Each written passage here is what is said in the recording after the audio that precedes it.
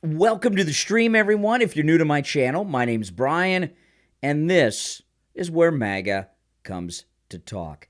Oh, yes, we certainly are. Here we are, 2024, and the greatest president ever, Donald Trump, of course, had a blowout New Year's party, as he does every year at Mar-a-Lago, and he gave a little message, which I'm going to play in just a moment. But, you know, what's going on in this country right now is something that we have never experienced before. There's a mass invasion taking place right now as we speak at the southern border. It is nonstop. It is growing, and it's not going to end until President Trump takes the oath of office.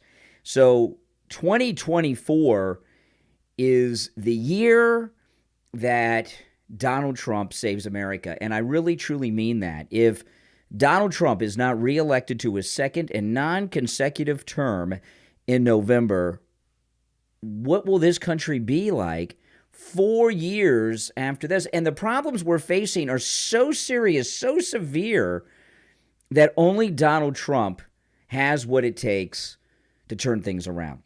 So I want to play this message, and then we'll talk. And by the way, when I'm live streaming, you can call me live on the stream. The number is toll-free, 1-888-465-2631, 888-465-2631.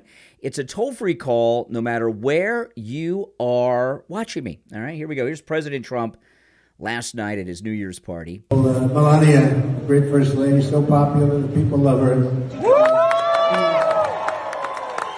She's right now in a hospital with her mother. Her mother, Melania, is very ill. Right, now, I'm going to rewind it, and I'll play the rest of it uninterrupted, but I want to just stop here for a second. You know, a few days ago, the sick, twisted, mainstream media were just having these meltdowns a few days ago because Melania was not in the Trump family Christmas card. Kim Guilfoyle posted it up on Instagram or something. And they were just, oh, well, it must be marital problem. I mean, what, you know, just, you know, immediately go there.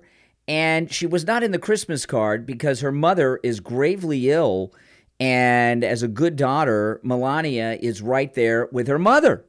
I missed all the apologies and retractions in the fake news media. Any of you guys catch that? Anyway, I'll play the rest of the message from the beginning, and I won't interrupt it this time. Melania, great first lady, so popular, the people love her. She's right now in a hospital with her mother. Her mother, Melania, is very ill, but hopefully she'll be recovering. But she's been very ill, so I just want to say hello to the First Lady we just spoke, and we're down in Miami, and a great hospital, and hopefully that'll be okay, but it's a tough one, it's a very tough one. So she sends her love to everybody, and she knows probably about 95% of the people in the room. And we just want to wish Amaya that she gets better as quickly as possible. Also, just we look at Mar-a-Lago, most of you are members. A couple of you snuck out. They're scalping tickets out. So do you believe it? They're getting $10,000 a ticket. If my members, I know my members are rich, but they're cheap as hell, you know. If they knew they got $10,000, they'd be out of here in 2 seconds, right? They're scalping tickets. I see people, I've never seen these people before, I tell you what. But I do. I know most of the people in this room, and you're fantastic. You know, this part here, this is a funny thing, okay? Well, I'll rewind it because I want you guys to hear the whole thing. But he's talking about the people are getting tickets for $10,000, which is a lot of money to me, and I know a lot of money to you guys. But he said they're scalping tickets. And when he says the members are upset, and I don't know a lot of the faces out here, I think he's really upset that they've been scalping tickets. What do you guys think? Because who knows who buys these tickets? Who knows who buys them? You know, liberal jerks and all that. Tickets out, so do you believe it? They're getting $10,000 a ticket. If my members, I know my members are rich, but they're cheap as hell, you know. That's how you get rich. If they knew they got $10,000, they'd be out of here in 2 seconds, right? They're scalping tickets. I see people, I've never seen these people before, I tell you what. But I do. I know most of the people in this room, and you're fantastic people. And we are, again, we're going to have a fantastic year. We're going to have a great year. Our country has gone to hell. And we're going to turn it around. We're going to turn it around pretty quickly.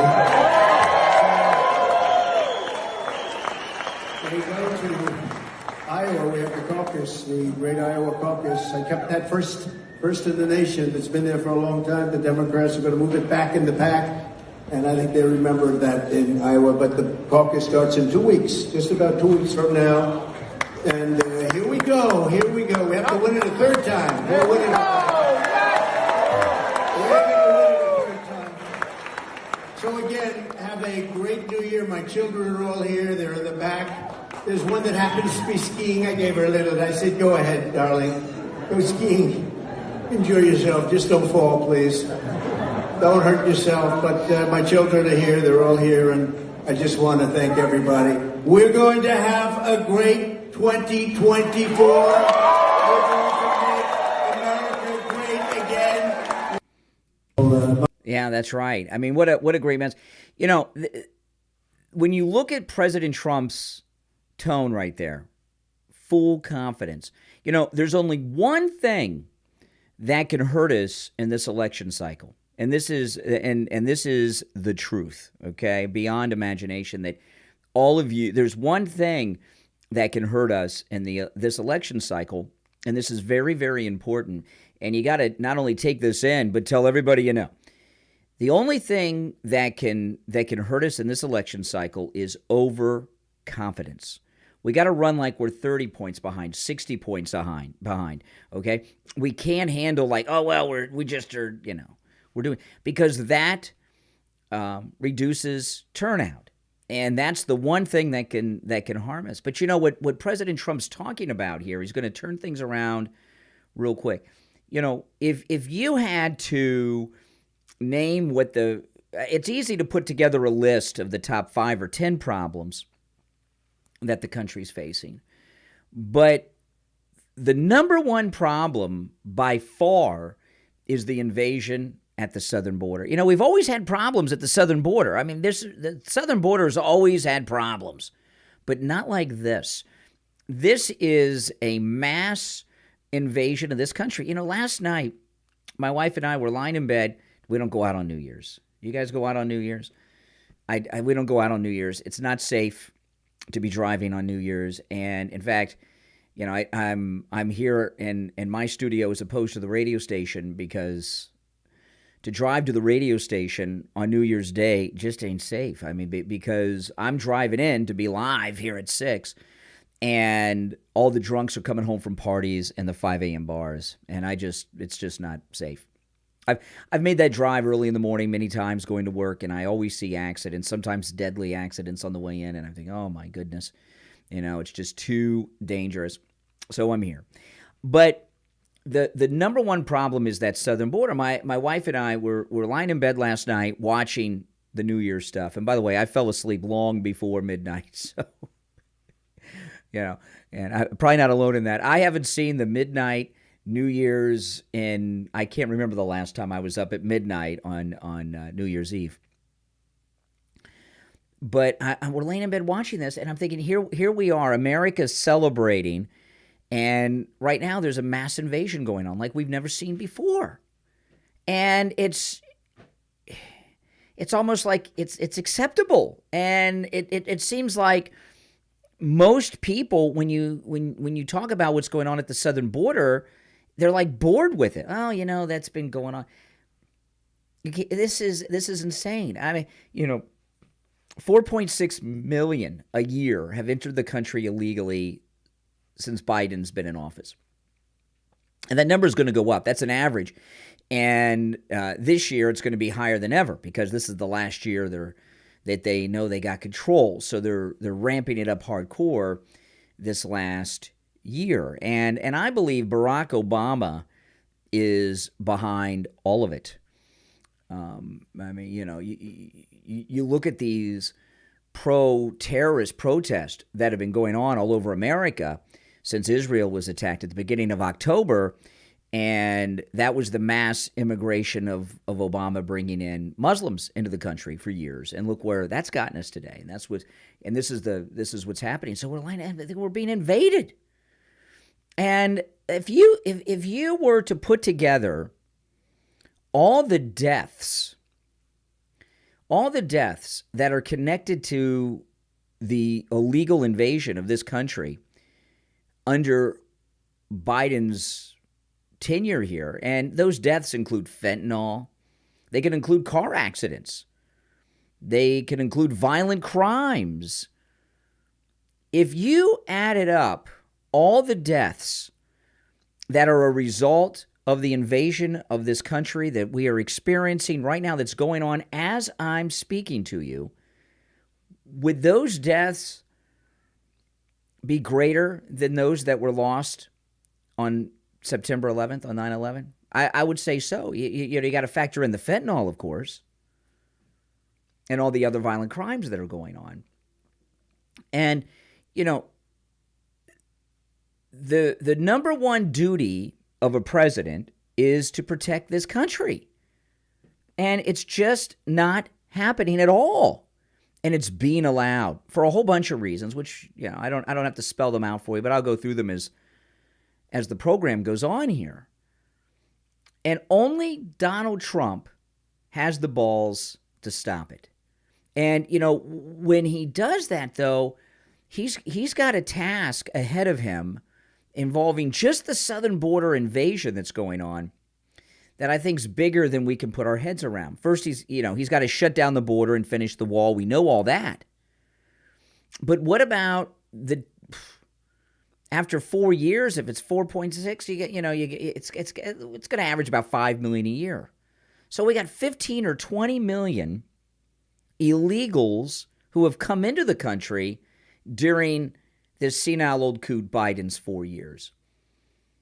Is it possible? Is it possible? I'm asking. You guys can let me know in the chat. You can let me know in the comments, or you can call me live here on the stream at 1-888-465-2631. 888-465-2631. A toll-free call, no matter where you're watching me, if you're watching live, of course. Is it possible for President Trump to do a mass deportation of 15 to 20 million illegals? Is that possible? What would the reaction be in the public to that? It's a big undertaking, but you know what? It's got to be done. It's got to be done. Listen, Michael Savage, he's talked for years. Language, border, right? You don't have a country without a common language and without a border. And right now, there is no southern border. None. Zero. And I don't buy this refugee status that everyone is talking about. Has there been a time when South America has not been a third world place filled with turmoil? No, it's always been that way. That's just the nature and the culture of South America. Mexico's run by drug cartels. Southern Texas is run by drug cartels now. Many of the countries south of Mexico are run by cartels, and there's other things, the cartels, and there's other things going on down there too. The corruption we have in this country is, they have in those countries as well. So it's never been some place that all of a sudden you got political refugees fleeing tyranny. It's always been this way in South America. And you know what? It always will be. And, there's been a conflict going on over the weekend. I'm sure some of you have seen it with Tucker Carlson and Ben Shapiro. And, Tucker Carlson, he gave an interview. I'll talk more about it later on in the stream, but he gave an interview on a podcast. And he was talking about how, so many conservatives, the neocons, are against any U.S. involvement in Ukraine, but they support U.S. involvement in Israel. And he was questioning Ben Shapiro's loyalty to America and such. And, I don't support any U.S. involvement, period, in Ukraine. Money, weapons. We shouldn't even be giving them Band-Aids. That's a complete fabrication of a war to feed the military-industrial complex. Israel, in my opinion, is a little different.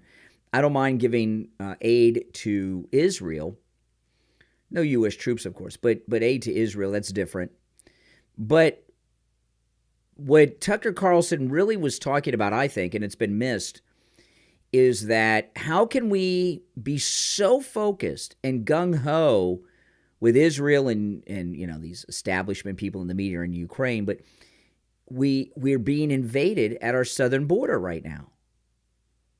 We can give weapons to Israel and protect our southern border, But, Ben Shapiro and Tucker Carlson have a conflict that goes beyond this little discussion. Ben Shapiro is very jealous of Tucker because Tucker's becoming so big. And Ben Shapiro, I think, is jealous of that. And he hasn't Ben Shapiro taken a couple jabs at his Twitter, at Tucker's Twitter, his X show? I think he probably has. He was questioning the numbers of it. His numbers are legit. His views are legit, Ben Shapiro, but Tucker's aren't. Whatever. So there's some jealousy going on from Ben Shapiro towards Tucker because the rise of Tucker Carlson in the last year. But I think the broader point that Tucker was talking about has been completely missed. No one is doing a darn thing about the southern border invasion that's going on, and it's really frightening. It's frightening. It's frightening that it's being allowed. And I talk about it pretty much every day. And one thing I've been talking about a lot, and I think it's important, and I see some others have started to pick up on this. 4.6 million has been the average of illegals entering the country while Biden's been in office. But the number is greater. I mean, first off, that doesn't include the unborn children in the womb of the pregnant women that are coming over here illegally. And it certainly doesn't include the pregnancies and everything that happen once they get here. So it's got to be 5 million a year. But I'll stick with the 4.6, which is the official number from the corrupt Biden regime. It's 4.6 million a year illegals. The birth rate in the United States is 3.6 million babies a year. 3.6 million babies.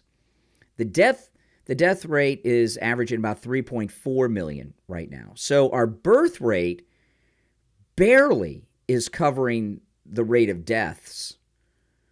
And it's nowhere near the rate of illegals that are coming here in mass nonstop 24 hours a day, 7 days a week.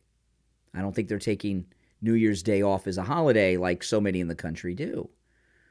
So they're coming here at numbers over 1 million, about 1 million greater than our birth rate. And the birth rate is low because of all this gender stuff that's going on. The people that are of childbearing years are not having normal, regular heterosexual sex that results in pregnancies planned and unplanned at the rate that generations before did because of all this gender stuff. And I also got to tell you, I see some of the young guys that are like in their 20s and early 30s that are out on dates and with their wives and stuff. These are some of the most effeminate men I've seen this generation of the dating age, man. So how long will the United States be the United States with illegals coming here at a rate of about 1 million more a year than our birth rate? How long will we remain the country that we are? Because what we're losing here, we're losing our country, but we're also losing our culture. And, of course, we're all descendant of immigrants to the United States, unless you are an immigrant. It just is a matter of when your family came here. It depends on which wing of my family, but I have people in my family that came here at the turn of the 19th to the 20th century. I've got some in my family where the line goes back to the early days of colonial times, all right? And, and in my wife's family, she, her mother came to America in the 70s, So, it's just a matter of when. But the thing is, we are Americanized. We're Americanized. And that's not a bad thing. They've created this whole thing that being Americanized is some type of ethnocentric thing. This being American, the United States of America is the most diverse country in the history of the planet. We've got everything here, every religion, every ethnicity, everything. Other countries don't. We do. And this idea they've created that to be Americanized is some type of racist thing, nothing could be further from the truth than that. And, I've told this story before, those of you that have listened to me for a long time, but my grandmother on my mother's side, her father came to America from Greece in the 1890s. And she had brothers and sisters. And I never knew her parents. They were, they were gone before I was around. But I did know her mother, my great grandmother, but I was like 4 years old, so it's just a blur. But my grandmother and her sisters and her brothers, they didn't speak a word of Greek. And I remember I talked to her about that once. And when I was a kid, I said, Grandma, do you speak any Greek? And she said, no. Only the swear words that my dad would yell out when he was, pissed off, And I said, well, your dad was from Greece. Why don't you speak Greek? And my grandmother said, my dad wanted us to be Americans. He didn't want us to be Greek, so he didn't teach us Greek. And by the way, he didn't speak English when he came to America in the 1890s. He learned English. He spoke Greek when he came to America in the 1890s. And he didn't want his kids to speak Greek, and none of them did. And that's not a bad thing. And I'll tell you, my great-grandfather, and he owned a Greek restaurant in Columbus, Ohio. And my grandmother, when she was young, worked as a waitress in the family Greek restaurant. They had a Greek restaurant, but they didn't speak Greek. I mean, because he wanted his children to be Americans. And they're not Americans if they speak Greek. I mean, so, and that doesn't mean you can't be bilingual and things like that, But that's not what's going on in this country today. And it's been a slippery slope of change for decades, okay? They haven't been Americanizing immigrants really at all for the last 15 plus years, but there's been a slippery slope of this for a long time. Back in the 90s, we had La Raza that was teaching against learning English and becoming Americanized if you came to America from Latin America. You're on the air. What's your name? Where are you calling from?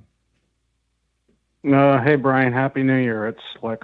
Hey, Slick. First call of 2024. I hope it's a good one.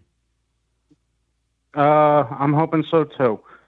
Well, you okay. had said a few minutes ago you're asking if, the United States is still going to be the United States. I think that the reality is that it no longer is the United States. If anything, it's the United States in name only. Mm-hmm. Well, the question is, I mean, what in Trump's second term, okay, what can he do?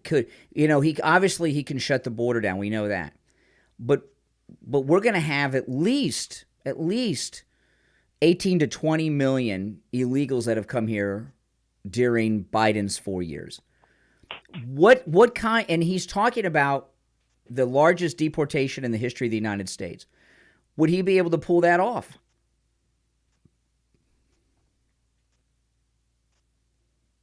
You okay, Slick? I'm having a little bit of audio trouble. You're very choppy. You're cutting. You got a bat. You're on your cell. Your cell's so cutting in and out. Your cell's cutting in and out. Let me call you right back. All right. Well, I'll put you right through. He's got a bad cell connection because a deportation at that level you know what the media are going to do with that. And you know how the media will portray something like that. And it won't be good. You know? So can he organize it? Now Slick says we're the United States of America in name only. I disagree with that. All right, let's try. Slick, you back? Yeah.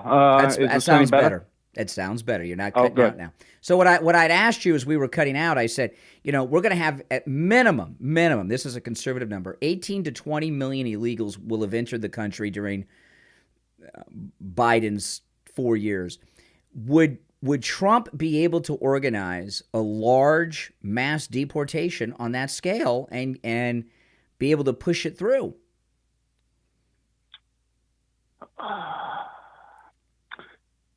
I have certain verbiage that I want to use, but I'm not sure if I can use it. Yeah, I think that Donald Trump is the person who can do it, but the result is going to be a catastrophe for the country. How it's so? going to be a catastrophe. It's going to be a catastrophe on the same level as the 1860s or the 1850s. It's going to be like bleeding Kansas, but it's going to be like bleeding United States. Well, what do you mean? What do you mean by that? You mean they'd make moves to stop it? No, it's going to be a violent struggle. That's what it'll be. I don't want to talk about that kind of stuff. You're asking people. No, I'm not. Yeah, I know. That's why. But you asked. Come the on, question, you know better. You know, that's my opinion. All but right, I mean, we're not going to talk about violent struggles. You can talk about that with your friends. You know what'll happen. What'll happen is the media would be all over it. You know what you have to do is, you have to treat the cartels and the organizers of the illegal invasion of this country. You have to treat them the same way you would treat ISIS. I mean, they're violent. They're committing major attacks on this country through this invasion, and you have to treat them as such. And there's so many things that Trump would have to do. Of course, shut down the border. He'll get the border shut down right away. That's not going to be a problem. He'll finish the wall right away. He's just going to do it. You know, he's not going to worry. He's just going to declare it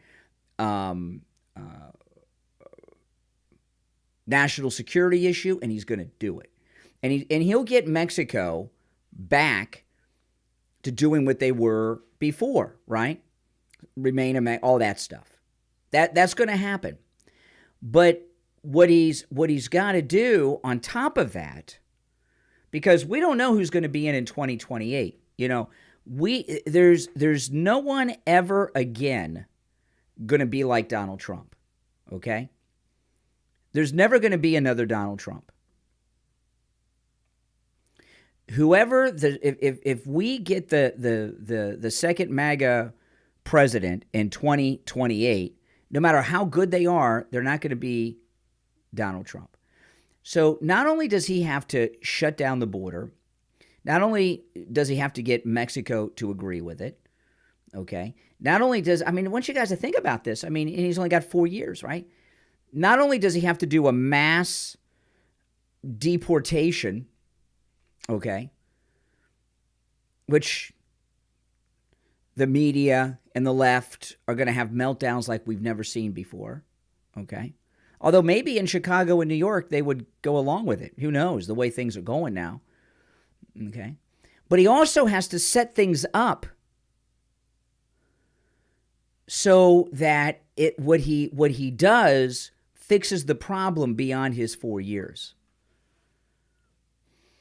So what he has to do is monumental at a level that has never been seen, that's never been accomplished, that's never been thought about.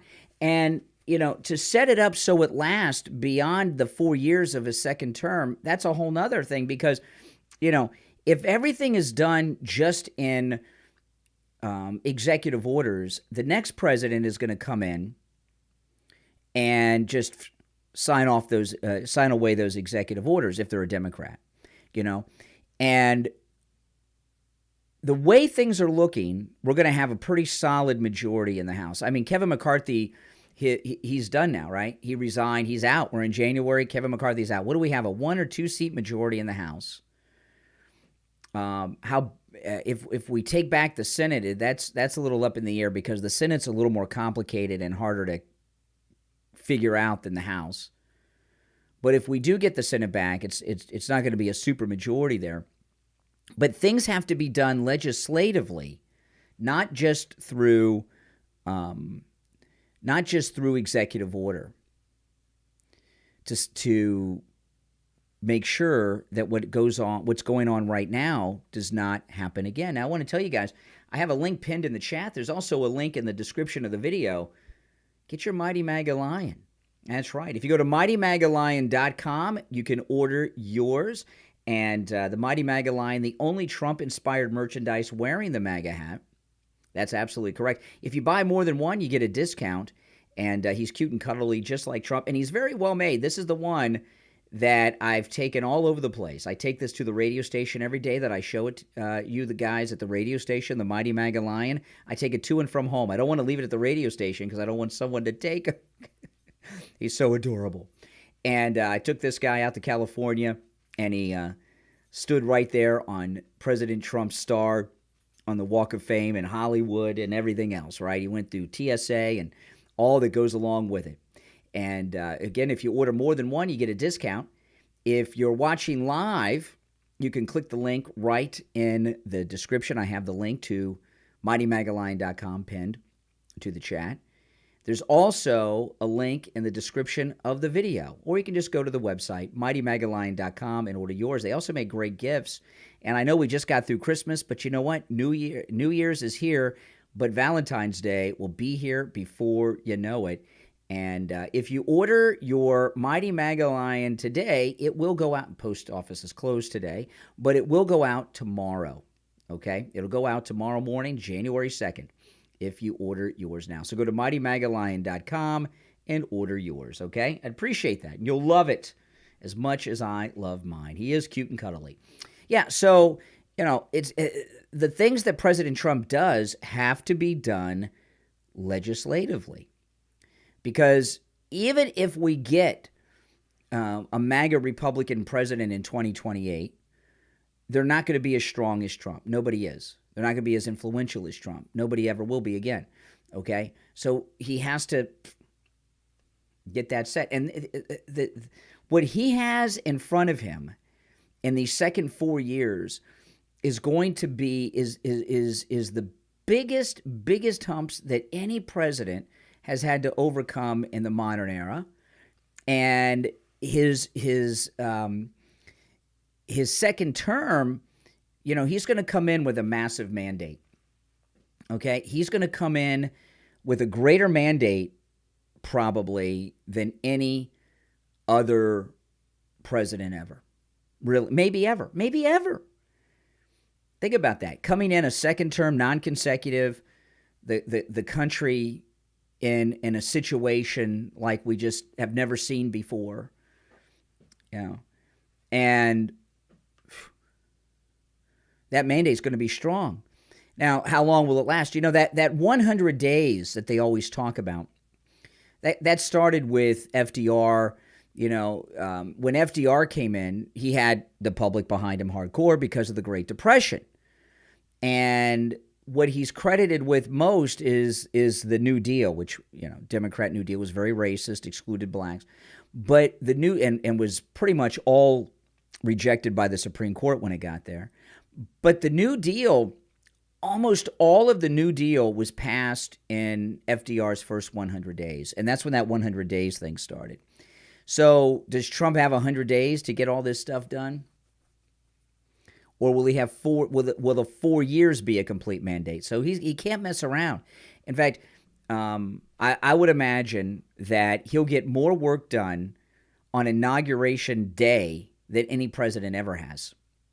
He doesn't have time for parties because time is precious. Time is precious.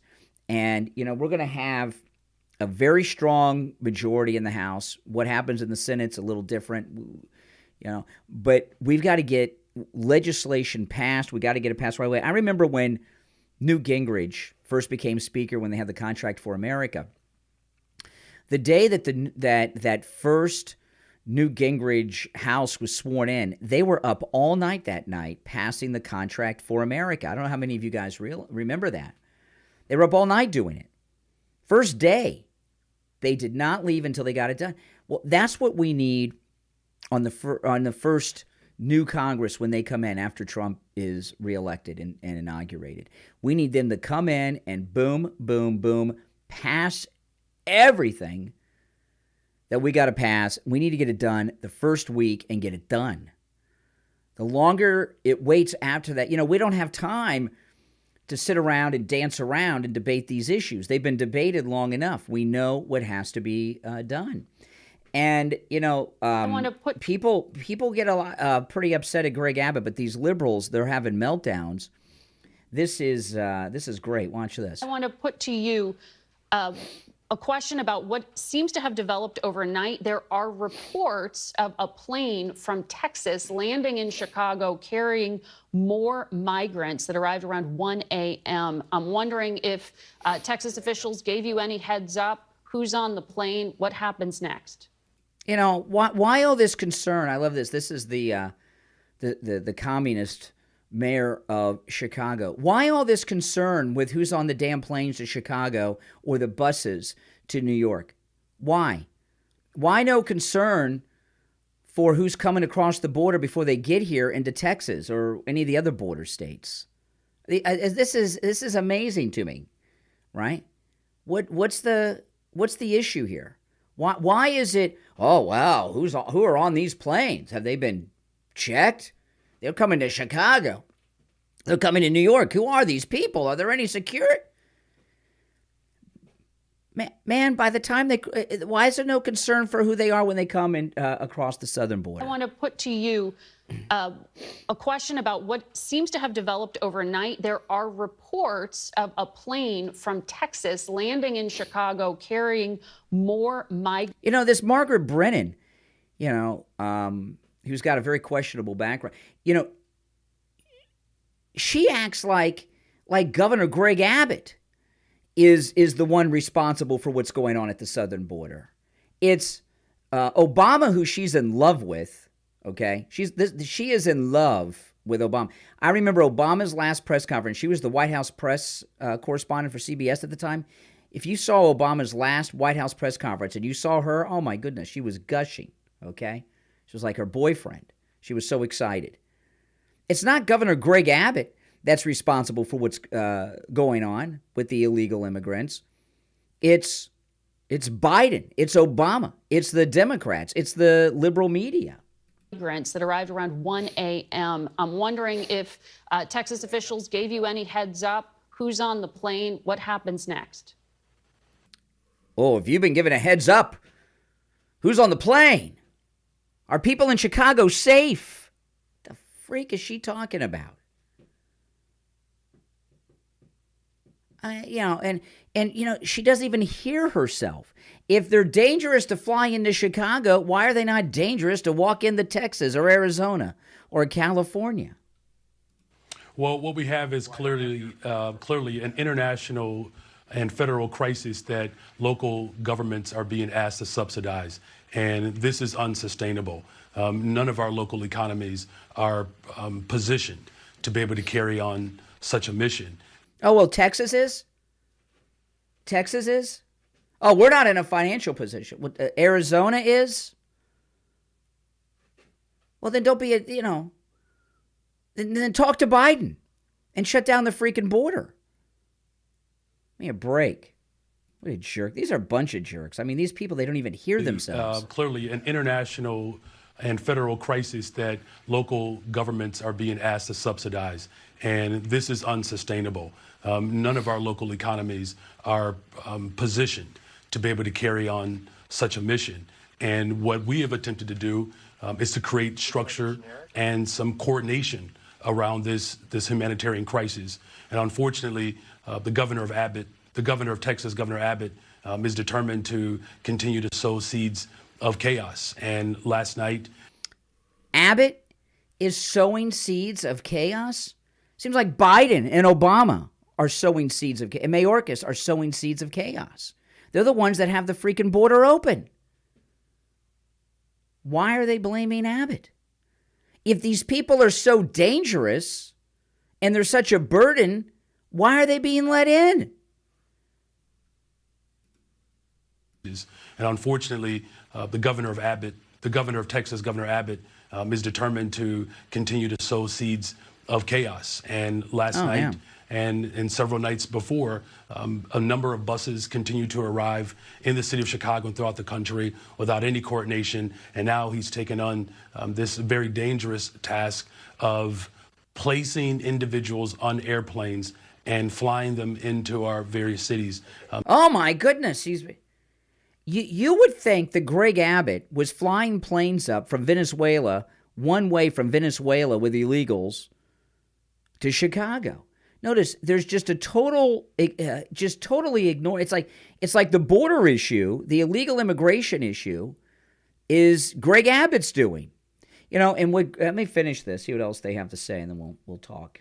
The task of placing individuals on airplanes and flying them into our various cities. This is certainly a matter of not just of our national security, but it's the type of chaos that this governor is committed to administering. I want to put. What? Seems like they're skipping over the major problem there. This is fascinating to me. It really truly is fascinating to me. What the mayor of Chicago is saying, and you can see the concern with Margaret Brennan here on Face the Nation. They're so concerned about the safety of Chicago. First off, Chicago is not safe any day of the week. It's always dangerous there anyway. I don't see how it could be more dangerous. But if these are political refugees that are just escaping climate change or crime or cartels, and they're just coming up here for a better life, why are they so concerned? See, the southern border is about a lot of things, okay? It's about a lot of things. It's not just one. It's about the Democrats are doing this for a variety of reasons. But one of the reasons they're doing it is Texas is keeping this country free. They have a major plan to turn Texas blue, okay? They have a major plan to turn Texas blue. And this is that. If we lose Texas, if Texas were to go blue, Republicans could not get elected with the Electoral College. We just couldn't. We couldn't. It would be decades. If Texas went blue, we may not see a Republican president elected in any of our lifetimes. Right? That's how bad it would get. That's how bad it would be. Okay? And of course there's many other reasons they have the border open. But that's right there at the top of their list, is to turn Texas blue. You're on the air. What's your name? Where are you calling from? This is Mike from Louisiana. Hey, Mike, how you doing? This guy with chaos, right? He's talking about the chaos that Governor Abbott is bringing to Chicago, right? No, the real chaos that he and the City Council of Chicago is dealing with is the actual native of Chicago not being happy with him. Yeah. That's the real chaos he's dealing with. It's not what Greg Abbott is doing. It's what he's actually dealing with, Yeah. And this is just another Absolutely. example of a Democrat-run city going to hell, and them blaming somebody else instead of blaming themselves. Yeah. No, you're right. And you look at the Chicago mayor. You see this in New York. You see this Margaret Brennan. they're terrified of these illegals. They really are. They're terrified. You know? So why are they so scared of them? Hey, Mike, take care. It's good to hear from you. Happy New Year. You're on the air. What's your name? Where are you calling from? Jeff from Maine. Hey, Jeff. Happy New Year. Happy New Year, Brian. Happy New Year to everyone. Absolutely. Our border was closed. The wall was almost finished. And the Democrats stopped building the wall, opened the border, caused all this. And I think you're right. They did it to destroy Texas, turn it blue. But it's also, they were sending those buses to other conservative areas, and it was all part of their plan. And now it's blown up in front of their face because Abbott's sending them to Chicago, New York, and other liberal places, and they're crying wolf when they're the cause of everything that happened. Yeah, it's easy to be a sanctuary city when you're not giving sanctuary to people. Once they have to start giving sanctuary, all of a sudden it's a crisis. And they don't even want to shut down the border. They just want everyone to stay in Texas and Arizona. And, well, they were sending a bunch to Florida. Remember Ron DeSantis? Didn't he send some up to Martha's Vineyard or something, and they flipped right out? Yeah, they did. To me,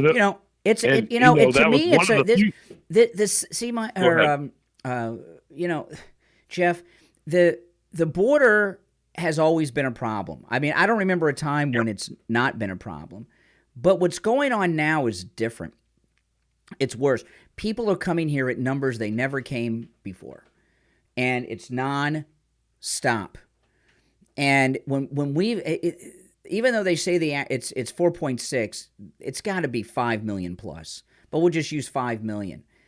If you have 5 million a year coming here in these numbers, surpassing our birth rate, how can the great replacement theory that people are talking about not be true? What else is the purpose of this if it's not the replacement theory? What's the other possibility? Give me Jean-Pierre said the other day this is just a seasonal migration. Every time the Democrats open their mouth, they're lying. Everything they say is in the mainstream news media portrays it as fact. When are Americans going to get their voice back? And I say when we get President Trump back in that White House. And they're doing everything they can since 2015 to stop him, and they can't. Everything they've brought against him has come to naught. Well, they have not found him guilty of anything. What's happening at the to even call it a southern border is absurd. There is no border, but what's happening at the southern border is the establishment and the liberal reaction to Trump. Right? Yep. And that's a great point. And what they think that all of us that are MAGA people are just a bunch of old racists, and they need to overwhelm us with non-white people in this country. They think if they can reduce the white majority, the Democrats think they can get back in control. So that's what's going on here, and it's obvious. And, anytime, if you have, for example, Obama was pretty radical, right? And he was so far to the left, it brought Trump in, right? And now this is, but this is more than just a reaction to the other political viewpoint. This is about stopping MAGA. All they're trying to do is stop MAGA. The uniparty, and this invasion at the southern border is a long-term goal to stop MAGA. And when is people in America are going to wake up? Biden's not doing anything. I think they have. He's not in control of it. I think they have. That's why Trump's so high up in the polls, even against Biden. They have woken up. But I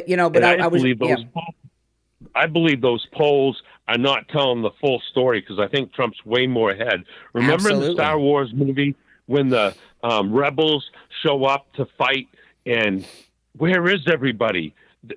In the movie, remember they said there's more for us than are against us. Mm-hmm. And we're in that part where they want us to think that they have overwhelmed us. But there's way more for Trump than there are against him. I really believe that. I believe that mainstream news media, the social sites, and everybody are trying to vamp up this. There's no hope. And I tell you what, I do believe in America and hope. And President Trump is the man that's going to lead us out of this crap. That's true. All right. Well said. Well said. All right, Jeff, take care. Good to talk to you. Now, I'll tell you something funny. This is crazy. My daughter, on Friday, my daughter went to get her hair done. This is in Los Angeles. And my daughter, when she, gets her hair done, she goes to, she went to a black hair salon. Because, she goes to like a white hair salon. They don't know how to do her hair. So she, even when she was a little girl, my wife and I, we would take her to black hair salons here in Florida. But my daughter went to a black hair salon in Los Angeles on Friday. And she called me when she left. She couldn't believe it. The women in the black hair salon, who of course are black, it's a black hair salon in Los Angeles, they were talking about Trump, and they love Trump. And they were talking about how great things were when he was in the White House. She couldn't believe it either. In fact, she called me just to tell me about it. And she didn't bring it up or anything. It was her first time there. So when you have black women in a black hair salon in Los Angeles, California, openly talking about Trump in a positive way, that tells you how popular he is. Now, that I'm not saying he's going to win California, but I'm telling you what Jeff from Maine said is very true, that the huge support for Trump that we're seeing in the polls is his support is much greater than that. But like I said at the beginning of the stream, we can't let ourselves get overconfident. We can't let ourselves get overconfident. Now, if you'd like to call in and participate, you are certainly welcome. The number is 888-465-2631.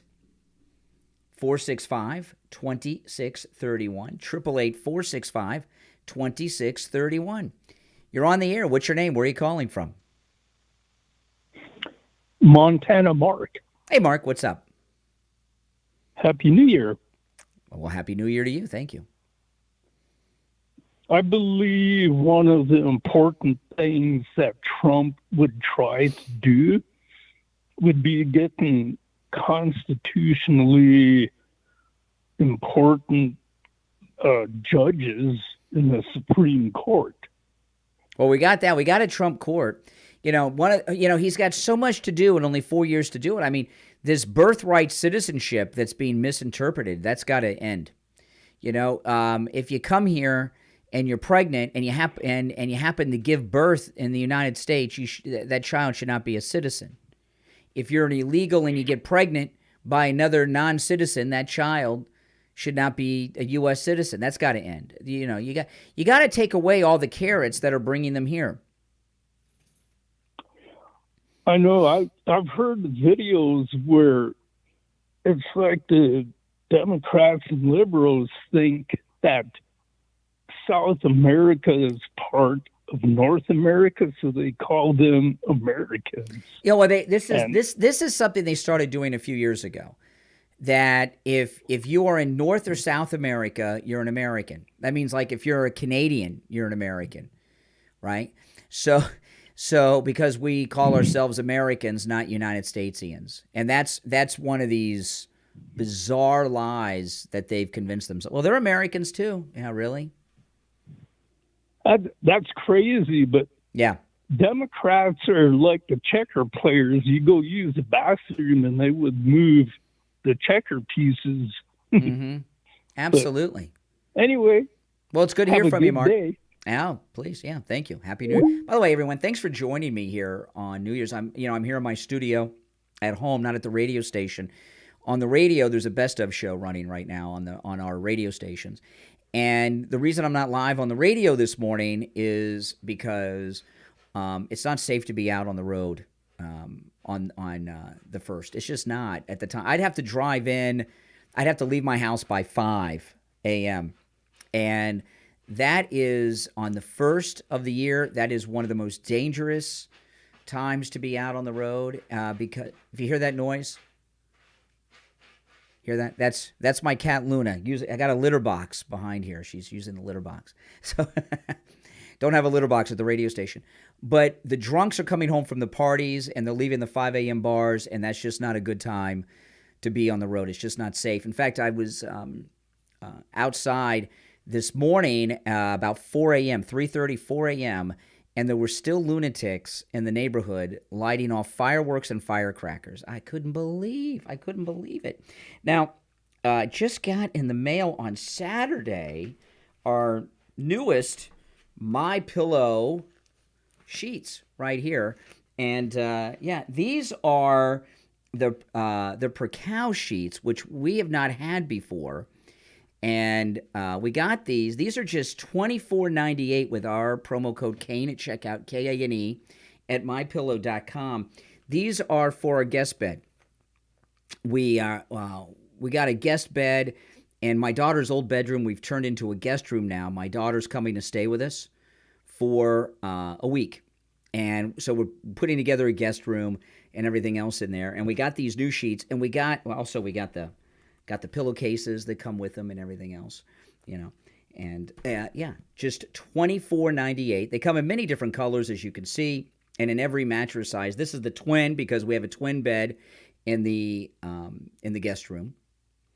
And I'm going to sleep on these. We got a new mattress that's coming. The new mattress hasn't arrived yet, but we'll make the bed after we get the new mattress. And I'm going to sleep on these. And because I already have the Giza Cotton Dream Sheets, and those are spectacular. But I hear these are spectacular as well, and they're a little less, just $24.98 with our promo code Kane at checkout. And remember, anytime you go to mypillow.com and use my promo code Kane at checkout, Kane, you're supporting all of my content, my YouTube channel here, the radio show, my podcast that I co-host with my wife, Kathy. And it's greatly appreciated. Yeah, so try these out. They come in not just different solid colors, but also patterns. They have some new colors in. Just $24.98 with the promo code Kane at checkout. And I bought these, by the way, using the promo code Kane at checkout. I mean, it's a huge savings. I mean, all of the MyPillow products that I have, I've paid for. Okay? And, so sometimes, I've talked about this, sometimes they'll call me, Mike Lindell's secretary will call me and offer to send me something, and I always already have it. You can use our promo code Kane on all the specials, by the way, at mypillow.com, not just the ones that I talk about. I talk about what I think are the must-haves and some of the best deals as they come across. But order those, promo code Kane at checkout, Kane. All right, so Jamie Raskin, he's been all over the news over the weekend, and they're in a panic now because now it's coming down to a head. I think that the urgency is for the Supreme Court to act, but I think it's going to be tough for some of them if they want to keep Trump on the ballot, if they're falling for the argument that this is undemocratic. I mean, is it undemocratic that Arnold Schwarzenegger and Jennifer Granholm can't run for president because they weren't born in the country? If you think about it, of all the forms of disqualification we have, the one that disqualifies people for engaging in insurrection is the most democratic. Okay. So, this is the common theme of the uniparty, and the Democrat-Republican, uniparty, is that you've got to save democracy by not allowing the populist candidate on the ballot because they know he'll win. The majority of the people are going to vote for Donald Trump, and Donald Trump's going to win, and we'll lose our democracy if the people vote him in.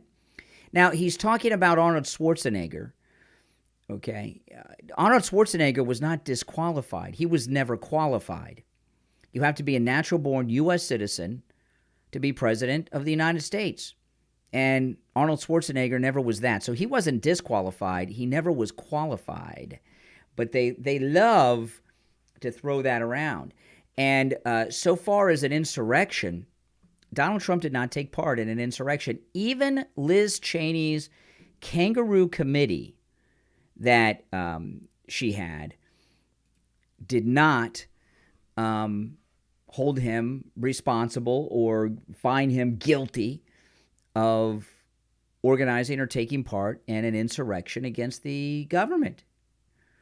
You know, and they're not going to get in that January 6th case in D.C., it's not going well. That's why Jack Smith went to the Supreme Court and tried to get the Supreme Court to toss the case, because he knows that he's up to his eyeballs in it. He doesn't have a case. It's not going to hold up. It's eventually going to get tossed, and he's in a panic mode. But having the candidate that's going to win taken off the ballot so that the American people cannot vote for them, that's not democratic. You know, and of course it's talked about endlessly that this was put into place so that Confederates didn't get elected. You know, what were the chances of those Confederates getting elected, like Jefferson Davis or General Lee, right? Because the Union had the dominance in the Electoral College, and they were not going to be voting for those Democrats, okay? Because, well, how many Union soldiers, how many Northern families lost someone because of those Confederates? The Confederates didn't even have a chance to win. Now they might have won Senate races and House races, so it was important to make sure that they didn't, you know, get elected to the Congress. But no, it's so bizarre. It's so bizarre how it makes perfect sense to the fake news media and these never-Trumpers that to save democracy, you have to take away the ability of the majority of the American people to vote for their chosen candidate for president. And it makes perfect sense. Well, you're saving democracy by taking it away. It makes no sense. It makes no sense at all. And of course it's not going to fly, but these are mentally ill people. Trump derangement syndrome, it really should be entered into the medical journals as a true psychological disorder, because it is. It is. I mean, they're so sick they can't see it. And, you know, their opposition to Trump is many, but the main thing is they have lost their power. The establishment of both parties have lost their power. You know, these Republican establishment never-Trumpers are going to vote Democrat. They're not going to vote for Trump. See, the leadership of the Republican Party, you notice they never lose their seats. They have these safe seats. They're not worried. They would rather have a smaller, out of majority minority Republican Party than a majority party if they control the minorities. What I mean by that is that the establishment Republicans are very happy not controlling the Senate or the House or the White House as long as they control the party. Because the establishment, what Tucker calls the permanent Washington class, the permanent political class, that's how they make their money. They don't have to control the White House or the Congress to make their money. They still make their money and have their power even when they're not in the majority, and they're fine with that. It's crazy. But that's true. They don't care about winning the White House or the majority as long as they're running the party and getting paid. They're just like Biden. That's the way it is. Now, if you'd like to call in, please do. The number's toll-free, 1-888-465-2631. If you're new to my channel, my name's Brian Craig. I am the most pro-Trump person you're going to find anywhere. I know millions of people love President Trump, but no one does a show that supports him as much as I do. I promise you. You'll never hear me disagree with Trump, and you'll never hear me criticize President Trump. And, you know, and I often point out, it's not that he's done things that I disagree with or that and privately I criticize. No, he hasn't said or done anything that I would criticize nor disagree with. You know, that's true. And also, he has so many people criticizing him. Why should anybody in the MAGA movement disagree with him? You know, the thing about the Trump and the MAGA movement, President Trump is the only person that's going to save this country from these sellouts we have in Washington that have sold our country out to China into South America and all the other places and these wars that they've started and everything else. I mean, you guys know the problems. President Trump's the only one that can stop this and turn things around. And maybe you don't agree with Trump. If you agree with Trump on next to nothing, you still should support him. Because without Trump, our country's lost. It's lost.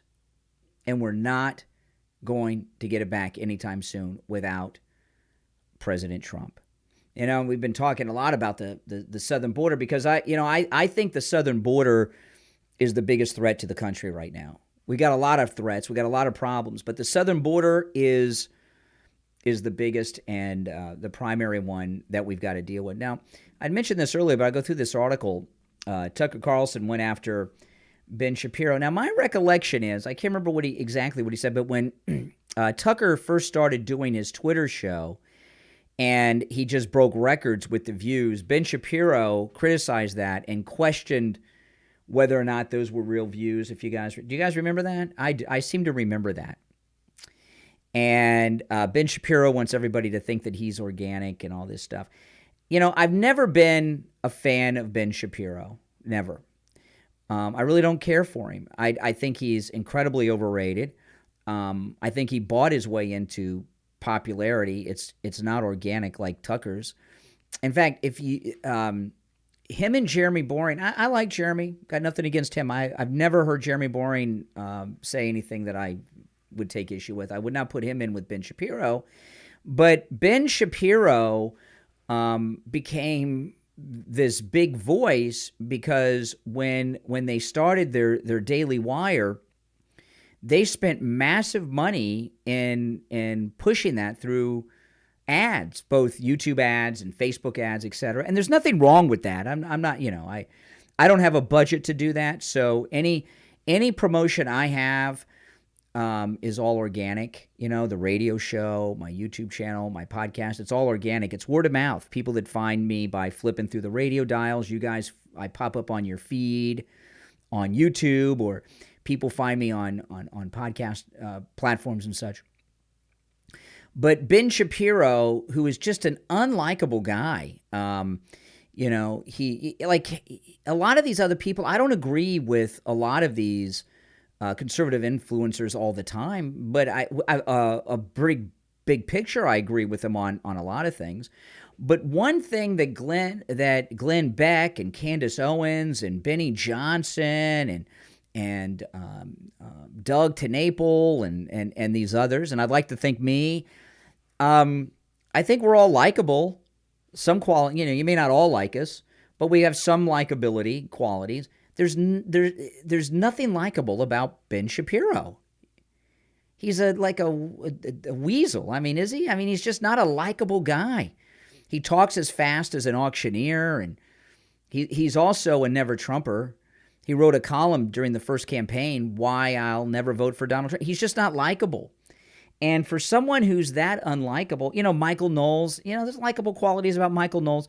You pick any of the conservative talkers or influence, Loomer, all of it.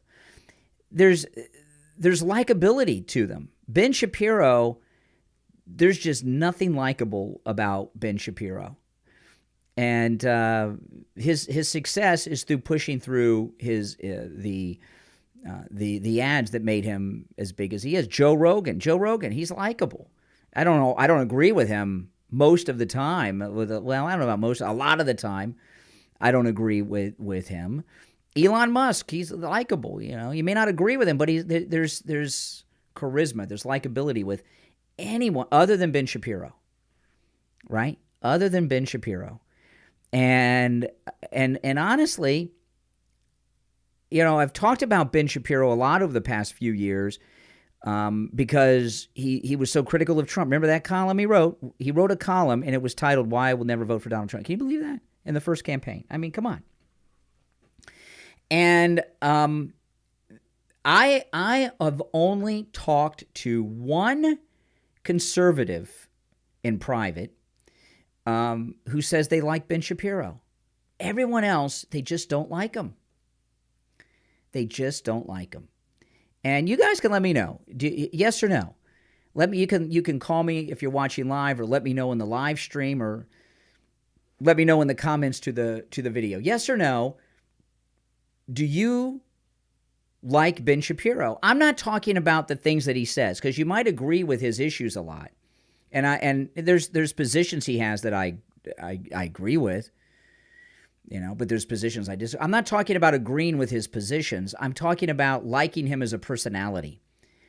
Yes or no? Do you like him as a personality? And mine is no. And the one person that I know that likes him, I was shocked when they told me, And Tucker Carlson, and I'm pretty sure when that Ben Shapiro was questioning his, Carlos in the chat says, I like him, but I don't watch him. Well, that's probably why you like him. You know what? I never listened to him too much. And then when his podcast started taking off, after a while, I listened to it a few times. And he was, and I'll tell you, this is what forever turned me off of Ben Shapiro. This was back when the Stormy Daniels stuff was going on. And he said, of course, Trump had sex with Stormy Daniels. What? Of course he had? No, he didn't. No way in hell did he have sex with Stormy Daniels, Donald Trump. No way. But he just said, of course he did. Like it was a matter. I'm like, oh, there's the never Trumper hate right there.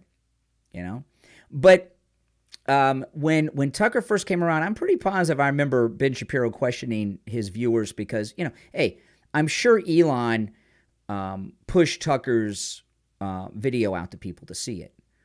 Okay, because Elon's trying to start this new thing on Twitter, X, with shows like that, and I get it.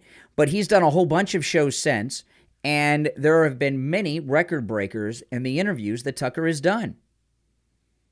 There's no doubt about it. His interviews have broken viewer records and have become the most watched interviews in the history of the one-on-one interview. And you can go back as far as you want. And that is not Elon just pushing things. People have an interest in it. Right? And people enjoy those interviews. And everyone is like, wow, I got to watch it. Even when he's interviewing people that, look what he just did with Alex Jones. Got Alex Jones back on Twitter. So I think there's a lot of jealousy from Ben Shapiro towards Tucker because he's becoming hugely popular, Tucker Carlson, more than ever before, and it's being done organically. It's being done organically. People love him. They love him, Tucker Carlson. So anyway, there's a bit of a personality conflict. So and then Tucker,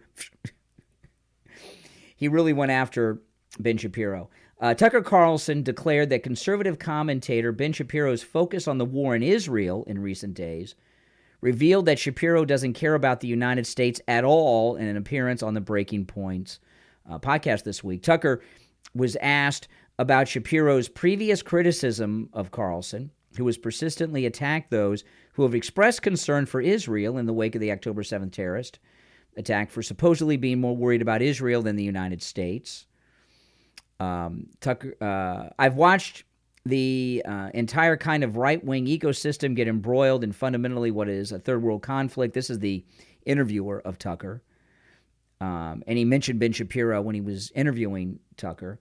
Now, we can say support, not support. We have criticisms, etc. of that. But what explains this literal allegiance on Ukraine, Israel? Why is it that so many of these people don't seem to have the same level of care for actual American citizens?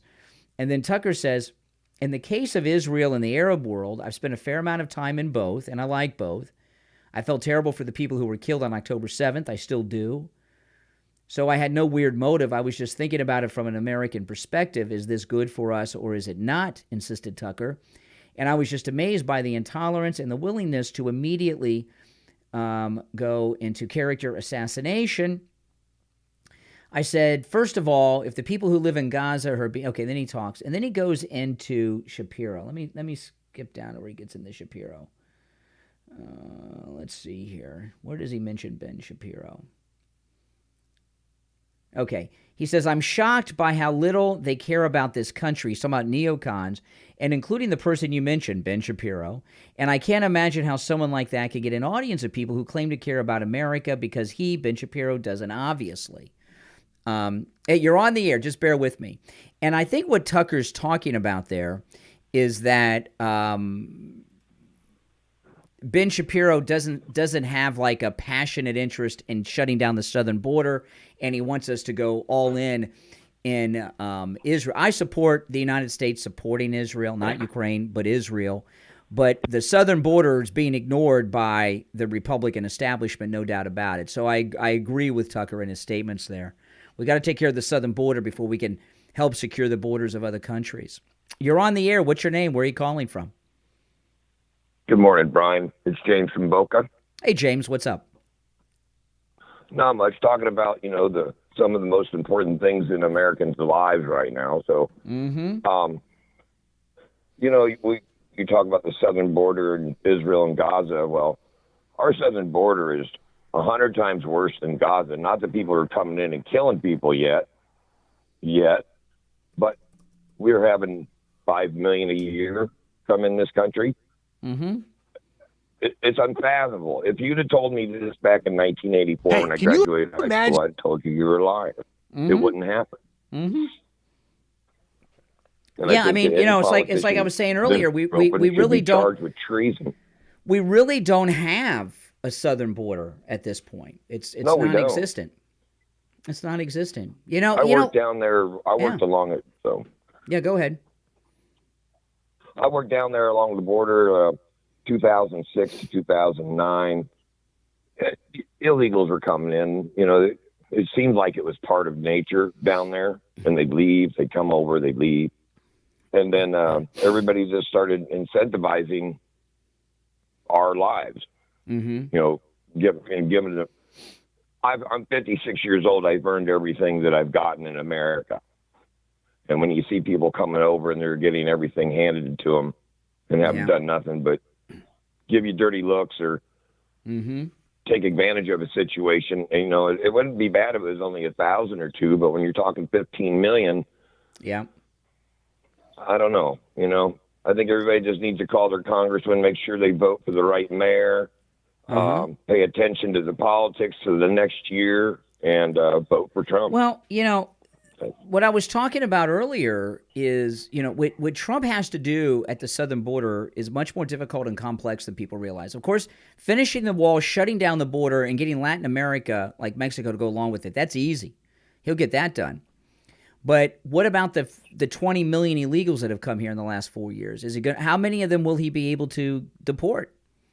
Is it possible to deport so many, even if he has the country behind him to do it? And then the other issue is he can't do this all through executive order. He has to put in place through legislation permanent fixes to the southern border.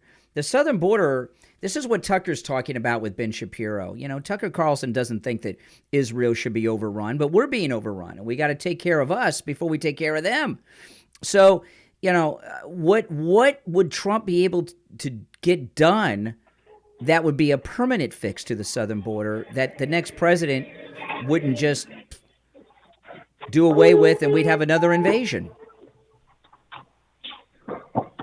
Well, we need 260 votes in Congress for that, right? Yeah, that's true. Yeah. So I guess we need a red wave. This time we really need a red wave. Mm-hmm. So. We do. All right. Hey, listen, Happy New Year. Bless Thanks for the call. Happy New Year. Yeah. And be good, everybody. Yeah, thank you. Yeah, you're all welcome to call in. You don't have to agree with me to call in. You can. But if you although I don't see how anybody could disagree with anything I'm saying today, making a lot of sense this morning. But if you'd like to call me live on the stream, the number's toll free, no matter where you're watching, 1-888-465-2631. 888-465-2631. And, and I know lately on the show here, I've been talking about the southern border more than I've ever talked about it. And it seems to be a big focus because we are under attack. Every day we are under attack at the southern border, and it's got to be stopped. We need a permanent fix, and that's where he's got to get the cooperation of Republicans in the Congress in his second term, Trump, and that's the problem. These Republican establishment people are sellouts. Now, if you would like to support my content, everything that I bring to you guys, a great way to do that is to become a Patreon supporter. And if you're a Patreon supporter, you're supporting all my content. And there are perks and benefits. My wife and I both post a lot of content to my Patreon page that you see nowhere else. And you also have commercial-free editions available to you to all of my podcast episodes with my wife. There's a lot of content there that we don't share anywhere else but on Patreon. In fact, I put 2 videos up on my Patreon page this morning, those of you that are Patreon supporters that you can check out. And one of the perks, our top Patreon supporters get a live on-air thank you shout-out on every episode of my program, as well as top Patreon supporters. You have your names listed in the description of all of my podcast episodes and on all of my YouTube videos. So if you even look in the description of this episode of on my YouTube channel here, you top Patreon supporters, you'll see your names listed there. I'm going to go through them right now. Now, if you'd like to become a Patreon supporter, there is a link in the description of the video here, and you can click that link. It'll take you there. But I want to first thank our top Patreon supporters for their support of all of my content. I want to thank Andrew and Connie, Christine, ETW, Chuck, Pamela, Rick, Nick, Wesley, Macho, Mike P., Paulette, Carlos, Maria, John, ActicFox, David, Richard, Melissa, Maria in Texas, Heather, and we have some new top Patreon supporters that I'd like to welcome to the mix, Alice, K-Mac, LeeZep, and Shawna. These are our new top Patreon supporters. Thank you all. And again, if you'd like to become a Patreon supporter, there's a link in the description of the video. You're on the air. What's your name? Where are you calling from? Yeah, good morning. Good morning. Happy New Year. Hey, Richie the bus driver. What's up? I hate to say this, and I'm going to be the bearer of bad news. I don't care if you put the Lord Jesus Christ in the White House. It's too late. We can't do nothing about this border. President Trump, they still have a whole year to screw this country, and there's no way he could deport anybody because right away you got the Democratic lawyers that are going to put stop signs all over the place. Mm-hmm. He's going to try, but it's impossible, and the country's already destroyed. If you take a look at New York, yesterday I watched. You see, you said you went to bed. I watched bloggers that were on the street level. I'm not talking about watching all this entertainment. Oh yeah. You want to see what's happening to this country? Go look at what New York looked like. I saw some of that this morning. It was scary. I'm going to sound like a real racist here. About 20% white, and I don't even know if they were from the United States. The rest of them were laying all over the place, laying in the streets, laying all over the place, trying to figure out how they were going to see the ball come down because they've never done it before. They were fighting with the cops because they couldn't get to their hotels that were free. Yep. I mean, it is done. It's done. They've ruined this country. The vengeance out here should be 150% when you go to the polls and vote. Hold on a second. When you say done, then what's the point? There's no way we can stop it anymore, man. It's already done. They're going to have another time. No. He's got a whole full year to bring more people in. No, I don't. Listen. What President Trump, okay? If we didn't have President Trump, you'd be right. You'd be right. But you see what's going on around the country. And, they'll put him in court. He's not going to listen to that. He's not going to listen to that. They stopped him with the wall, Brian. Listen. He's not going to let that happen this time. None of that's going to work this time. He's going to do it. He's just going to do it. Like, I give you an example. I'll just tell you, for example, right? So the Republicans slow down funding to Ukraine, right? So what does Biden do? He has the Pentagon just give Ukraine weapons, but then we got to replenish the army.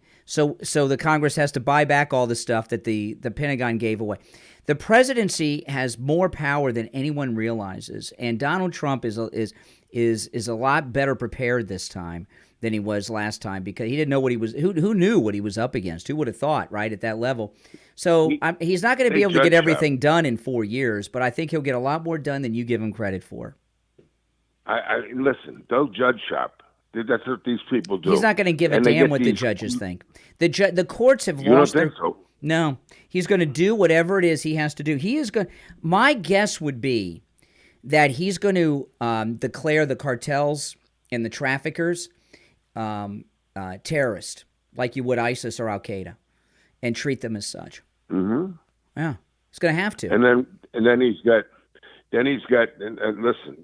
this Pentagon who was against him last time that backstabbed him all over the place. He'll fire them all. You know, Truman fired MacArthur, who was one of the most popular generals in the history of this country, and no one gave a damn. He's gonna come in. That was different people, and that was a different time. You didn't have AOCs running around the street in Congress. You didn't have the Omars in Congress. That was a patriotic time in this country when Americans were still Americans. This is not America, man. You just look at our government. Our policies have been twisted and like pretzels because of what these politicians have done. Then what's to the us. point? So we shouldn't try? No, we should vote for Trump. But if you think Trump's going to be a miracle man with this crap, it's not going to happen with the immigration. He's not going to be able. He's not going to be able to stop it all in 4 years. He's not going to be able to deport. I'm telling you. I'll call you a year when he gets in. I'll call you and they can start putting up injunctions on. And dragging this guy. He's just going to do it. Calling him a dictator. He's going to this country. Listen. Let me tell you, he is going to declare this a military action. I mean, this is where the country the country is under attack. We are being invaded by forces larger than we've ever been invaded. It's my goodness. Well, let me say this to you. And this pertains to this. I turned on Stephanopoulos this week, yesterday, just turned it on.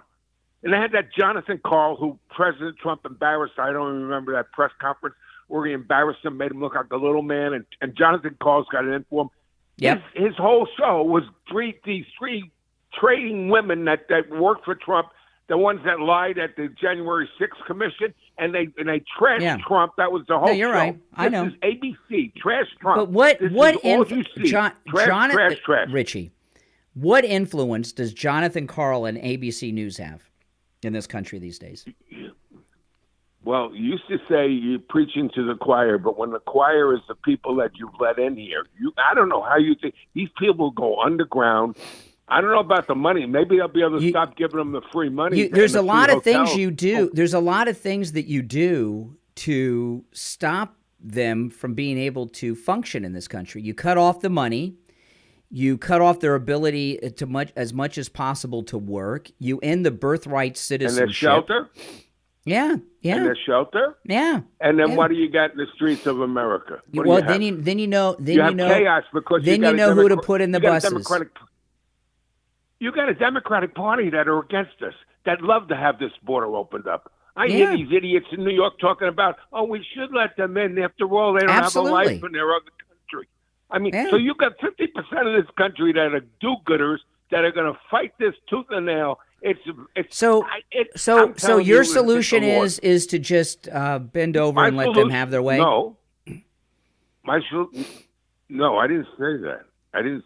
See, I read it differently. See, I think that the country is so fed up. I was talking earlier in the stream. You may not have been listening. My daughter got her hair done in a black hair salon in Los Angeles, and the women in the black hair salon in L.A. This was on Friday. My daughter called me when she left. They couldn't wait for Trump to be back. They were all positive. They're all voting Trump. They support Trump. You know, when you have black women in a black hair salon in Los Angeles, California, wanting Trump back, and it's about the southern border. You know, it's about the southern border. That's huge. I think you're misreading I don't think you realize how much the country want him back. You worry too much what these local idiots say on TV. No, No, I know we want him back, but I'm getting feedback from my old. It's like rerun. Mm-hmm. Okay. But here's the deal. I know that we want President Trump in. Everybody's going to vote for him. I didn't say he's not going to get in. He's going to get in, but then the wall goes up. The media goes up. They call him Hitler, Nazi. They call him dictator. Yeah. And he's not going to care. But he's got 50% support. 50 of the no, but he's got the power of the presidency. And the power of the presidency is much more powerful than people realize.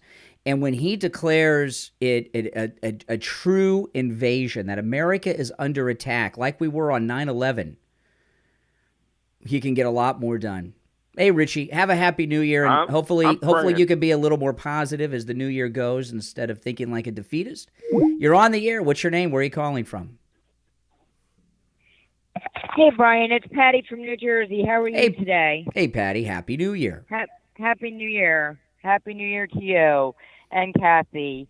So I just want to respond to Richie. I hear the panic in his voice, and all I can say is that there is a way to move that many people back out. They used to go around the cities and dig into every hole they could. People would be hiding from immigration, and there is a way to round up people and send them out. And Trump is talking about doing it, and I have no doubt that he will. And if Biden can get in office and cause all this destruction without Congress, Trump can go in and reverse it with Congress in there. So, this is America. The American people are aggravated, and even though they are trying to outweigh us and change our, what Richie's problem is he's watching too much of the mainstream media, and he's letting the mainstream media influence him too much, and he doesn't feel the pulse of the country. I think President Trump is going to come in and as if this country is under attack, like George W. Bush after 9/11, and get this stuff done, and it's going to happen quick, and it's going to happen real quick. It's going to be a rough year. I absolutely agree. It's going to be, and you know what? Every American here will start turning people in if they know where there's groups of them, because it's time for us to take the country back. And if they want to come in, they've got to go through the legal channels. And they'll do all the things. They'll talk about fugitive slave patrols and all that stuff for the 1800s. It's not the same thing. This country's under attack. I mean, how many people have been killed because of the illegals since Biden's been in office? How many millions of Americans are dead because of it? Millions. It's terrible. We just lost a bunch of Marines. Do you hear anybody talking about it? No, you don't. And the other thing I wanted to say, Brian, is the other day I saw a video on YouTube where farmers out west had an ugly potato day, where they took all of their stuff that was not sellable to the market. They invited their neighbors in, and you know what? That's what America's about. And if they would stop taxing us to death and let the American people, we'll take care of our own communities. We'll take care of our own communities. You cut off their EBT, their Section 8 housing, their WIC, their health care, and all that stuff. You got a lot. There's a lot of them will go back if they can't function. Hey, Happy New Year! Thanks for calling. Yep, you too. Take care. Mm-hmm. You're on the air. What's your name? Where are you calling from? You're on the air. What's your name? Where are you calling from? Once, twice. All right, that's it for that one. Brian? Yes, you're on the air. What's your name?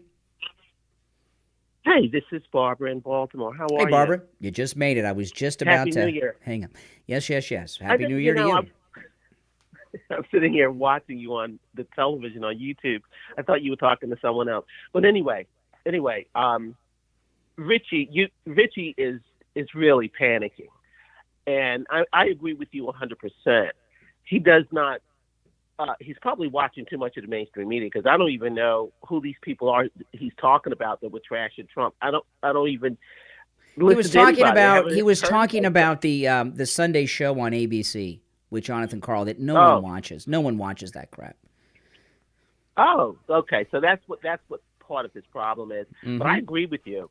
What's going to happen here is going to make Operation Wetback look like child's play when Donald Trump gets into office. Because first of all, he's going to start chopping from the top down. He's probably already got the list of people to fire. He's already got his list of people to fire, and the list of the departments, like the Department of Education. I think all of that money that's been going to the department, that's going to be allocated to the states, and then the states can take care of schools, because it doesn't need to be done from D.C. Well, that's another thing you do. That's another thing you do. School districts that allow illegals there get their federal funding cut. You do that through executive. So you make it so their kids can't go to school. Everything all these things. There's many things you can do. And it's not going to be pretty, but this isn't pretty what's happening right now, and we're in great danger. And I think what he's going to do is declare national emergency, because that's what this is. Yeah. And if Biden, and just like Biden ignores the courts and ignores everyone else, Donald Trump can do it, and he will do it. He's he's going to be like a bull in the china closet, and I cannot wait to vote for him. And believe me, he already has the plan. Donald Trump already has the plan. He knows what to do already. About your daughter, when you said your daughter was in the black beauty salon getting her hair done in L.A., my boys are going to the barbershops too. The same thing is happening in the black community, on the streets, in the grocery stores. People are taking Zoloft to go grocery shopping. I mean, you got to take a Valium to go because of the prices. It's unbelievable. So my wife and I went to Popeye's Chicken. I love Popeye's Chicken. Yeah. And the two of us now we don't go to Popeye's too often, so I got a couple extra sides that I might not normally get, But it was almost $40 for the two of us to go eat at Popeye's at the mall. Well, I went to Jersey Mike's and got 2 subs. Well, they were footlongs. I got, and they were almost $40. Yeah, it's because the food prices have gone up. They have to raise their prices. Yeah, I know. My But goodness. Jersey Mike's did. If I had a little kid right now, I'd be, oh my gosh, I don't know what I'd do if I had little kids. Eating hot dogs and beans. What about a teenager? What about teenager? Hot dogs and beans. Thanks for being on this morning. All right, good, Barbara. Good to talk to you. You're on the air. What's your name? Where are you calling from? The food prices have gone up. They have to. You're on the air. What's your name? Where are you calling from? Good morning and Happy New Year, Brian. This is Bill from Sanford. You sure? Yep. What's up, let me Bill? tell you what happened to Emily in California. It happened to my wife. She works in a school cafeteria, and they're mostly the fellow workers are mostly black women. And the same thing, unsolicited, they start talking about Trump. That's amazing. And how they miss him and they will support him. Now, this was a couple of months ago, but they didn't like DeSantis for some reason. But they they love Trump. I mean, it's just, this is Florida to California. I mean, I don't think that's just isolated incidents. No, and the Democrat Party has never been as popular as they want you to believe. They're overrepresented in the media, so they seem more popular than they are. But the Democrat Party, it's like the United Nations. It's a loose collection of groups that don't like each other that much. Gays, blacks, different groups. And President Trump has chipped off a little bit of each of those groups. But the black vote, he has chipped off a huge chunk of blacks that the Democrats have taken for granted. And that's going to have a dramatic effect on the congressional races and on state races. I don't think that people are factoring these things in. And Richie's gauge is what the Democrats react. Well, we can't have foreign policy just because AOC is going to bitch about it. Okay, I'm sorry. You got a couple jerk-offs on Meet the Press that are going to gripe about it. I mean, so we're just not going to do anything? Give me a break. Yeah. Well, Richie is just too pessimistic, and I'm optimistic like you are. I think Trump will first close the border. Once the border's closed, then he'll send his troops out, or whoever they may be, border, ICE, whatever, and he'll start sending all the bad ones first. All the ones that they know are criminals. They're going to go first.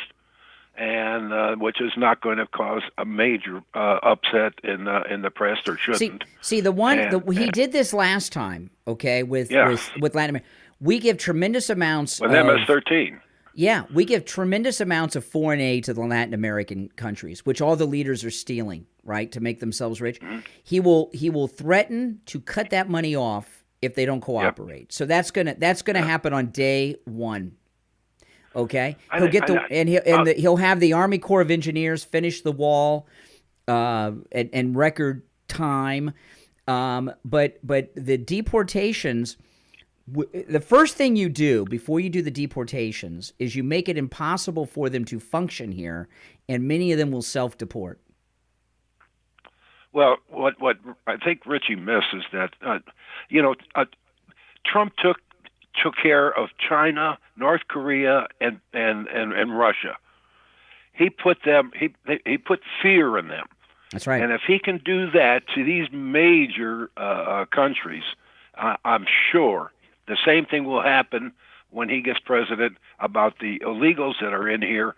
Especially those that are criminals and those who came here to not assimilate and to possibly be terrorists. Yeah.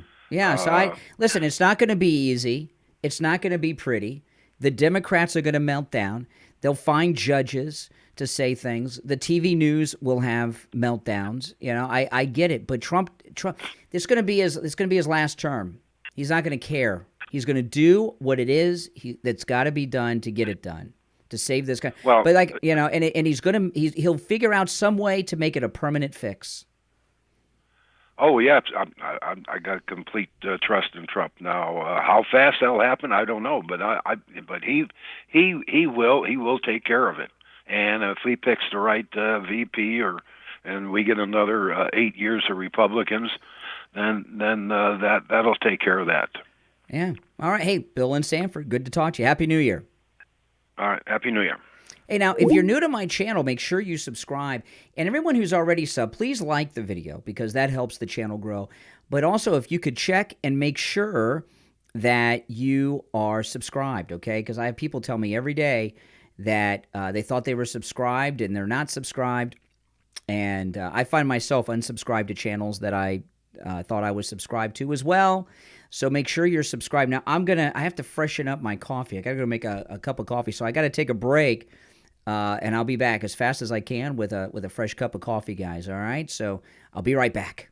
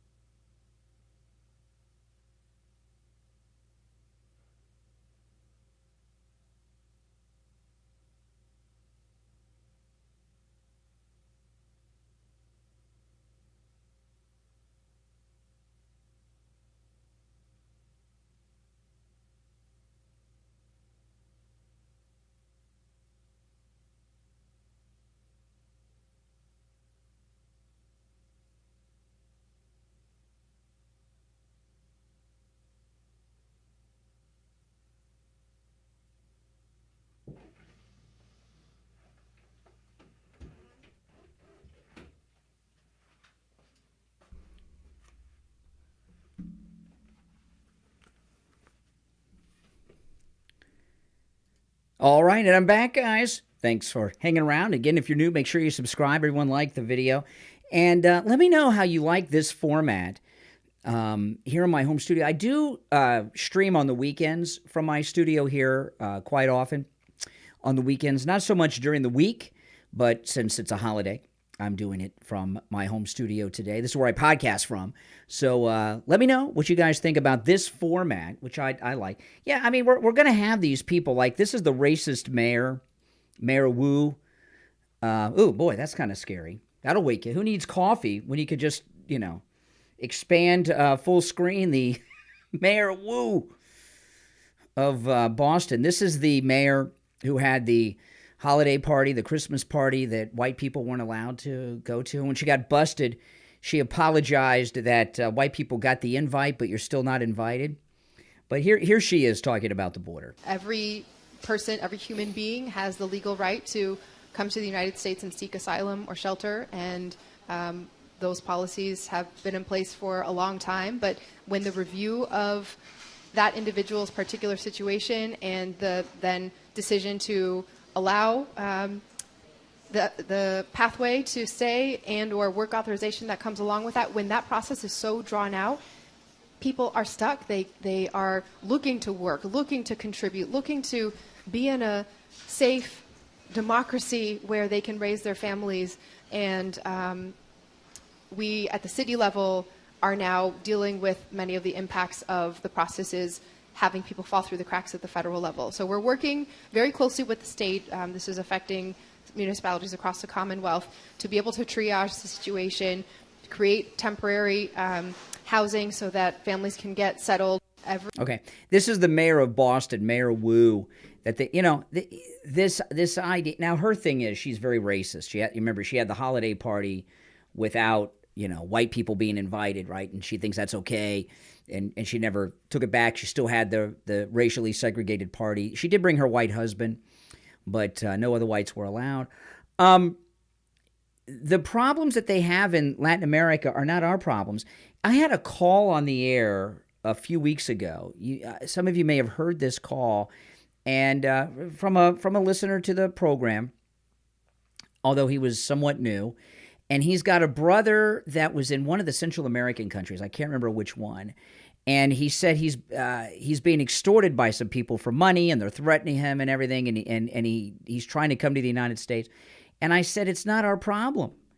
And he was like blown away that I thought that it wasn't our problem. And I said, listen, I said if my neighborhood turns into a criminal neighborhood, I'm going to move. It's not the responsibility of the United States government to set me and my family up in another neighborhood that has less crime. It's up for me to do that, and if you've got a kid in school, you've got to prove residency for the district of that school. And he was like in shock, and there's a mindset in South America of entitlement, that we are entitled to take them in. And Mayor Wu here in Boston is one of the most openly racist Democrats since the 60s and 70s out there. And she hates white people like the plague. So, she likes this replacement theory going on. Now, I wanted to talk a little bit about Bill Clinton and Jeffrey Epstein, because this is in the news. Clinton to be unmasked as Joe 36 and identified more than 50 times. Here, former President Bill Clinton will be identified as John Doe 36 in a trove of court documents related to late pedo Jeffrey Epstein, which are expected to be released this week, according to a new report. Now, to me, this isn't so much news at all. I think it would have been news if Bill Clinton wasn't mentioned, right? Clinton, age 77, is mentioned more than 50 times across redacted documents related to a 2015 lawsuit from Epstein accuser. Many of the references to Clinton are believed to stem from, this is Virginia, who's in this particular case, attempts to compel Clinton to testify. Other Clinton mentions are expected to be related to attempts from both Maxwell and her to make Epstein come clean. This, to me, that case, other than just gossip, is one that I'm really not that interested in. But anything that comes out that would be damaging is going to be redacted, and we're not going to see it. We've known that he's in the documents, and his sentence for his crimes is he's been sentenced to a life of having to live in the same house with Hillary Clinton. And that's been her sentence for her crimes. Her crimes has been a life sentence of having to live with her husband, Bill Clinton, and they hate each other. Okay? They hate each other, and they have to live together. That's the best we're going to hope with the Clintons. And now, if we were going to get some details of Bill Clinton with Epstein, then I'd be more interested in it. Now, I wanted to show this to you guys. I came across this video. It's some New Yorkers were sitting on a bench in New York City, and guess who walked by?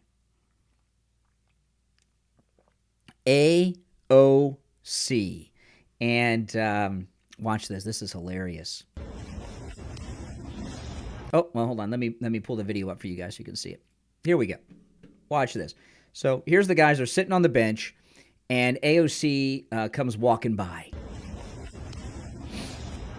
Oh, ABC. He's already the humiliation. He calls her ABC, not AOC. Oh, ABC. Oh, hey. You gonna condemn Hamas and the terrorist attacks yet or what? You know the 3 branches of government yet? You are such a loser. You are so stupid. You are the worst. You suck. You are the absolute worst. Condemn the Hamas attacks. Go bring some more COVID back from Florida. It's executive, judicial, and legislative branches. You're horrible. Keep laughing. Keep laughing. You and Ilhan Omar, two peas in a pod. 2 peas in a pod. Close the border. You're doing a great job. Enjoy your Christmas shopping while we can. Wow. And those are real New Yorkers. You can tell by their accents. I mean, my goodness, she got caught off guard with that. Who was that big guy, by the way? Was he a bodyguard, or was that like a professional shopper? Oh, my goodness, AOC. But, AOC, the sad thing about AOC and us is we're going to have to put up with her for the rest of our lives. She's always going to be around. She's always going to be around. She'll probably replace Schumer in the Senate.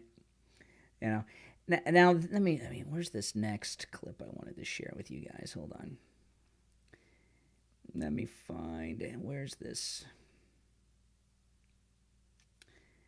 Last night, well, I don't know. Let me get into some of this other stuff. Hold on, guys. There's some other things I wanted to. I got a lot of stuff here to cover because I didn't do any YouTube streams over the weekend. My wife and I, we spent some husband-wife time together this weekend. It was kind of nice. My wife and I, we spent the whole weekend doing stuff together, which was nice. We don't, I spend so much time working and everything else. And I said, you know what? The weather's great here in Florida. It's chilly now. Alexa, what's the temperature? Right now, it's 54 degrees Fahrenheit. Today, expect a high of 73 degrees. Okay, it's 54 degrees right now, which is freezing in Florida. A high of 73, I think is what it says, 73 or 74. But it's been chilly weather all weekend, so we spent some time doing stuff over the weekend. But I wanted to pull up some other stuff here. Let's see here. Let me pull this up. I got so much that I have not gotten to. And they're taking. Okay, a couple clips here.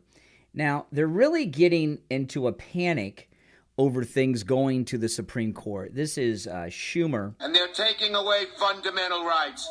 I want to tell you, Gorsuch. I want to tell you, Kavanaugh. You have released the whirlwind, and you will pay the price. Oh, yeah. And I don't know exactly what that means. I don't know if I want to know what that means. But Jamie Raskin gives us some more detail, okay? Another Democrat creep. And they're really getting panicked about things going to the Supreme Court because we have this great Trump Supreme Court. Should any of the justices recuse themselves if they take this up? Well, finally, the Supreme Court has developed what they're describing as a code of ethics. It's not binding in the sense that they're not going to anyone else. They could have gone to, for example, circuit court justices. You could have had state Supreme Court justices on a panel. But so they're deciding for themselves, again, whether they're in violation of their code of ethics. But I think anybody looking at this in any kind of dispassionate, reasonable way would say, if your wife was involved in the big lie and claiming that Donald... See, this is the thing that they're talking about. Let me answer this call. Hey, you're on the air. Hold on one second, caller. What they're trying to do is get Clarence Thomas recused from any cases involving Trump on the ballot because his wife is MAGA. Okay, and they think they got a chance to stop him because they got John Roberts on their side, who's George W. Bush's plant up there, our chief justice. And you're going to see as this week starts a big dialogue about trying to get Clarence Thomas to recuse himself from any of these ballot cases. It's not going to work. You're on the air. What's your name? Where are you calling from? Good morning. You're on the air. What's your name? Where are you calling from? Renee from Harlem. Oh, hey, Renee. What's up? Oh, wow. I didn't know I was on. Yep. Well, you're on. Just want to bring in the new year. I was just hearing you and Richie the racist whining about how many black people were at Times Square. I got to let him know he's a minority. There are more black people on this planet than his people, and they're weak and scared. That's the root of racism. You know that, right? Yeah.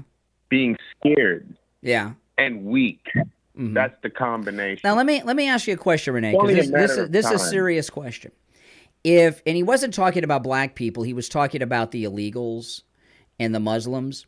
But how does he know whether they're legal or not? How does he know whether they're legal or not? No, he doesn't. What is he basing that on? He doesn't. But let me ask you this: when this great replacement is complete, and we've brought tens of millions of third world illegals from Latin America who live off the government. How do you know if they're illegal? You're illegal. Anyone that crosses the southern border with these caravans is illegal. Let me just finish the question. We don't need to. You people have been illegal since you got here. Okay, whatever. Christopher Columbus was illegal. Okay, whatever.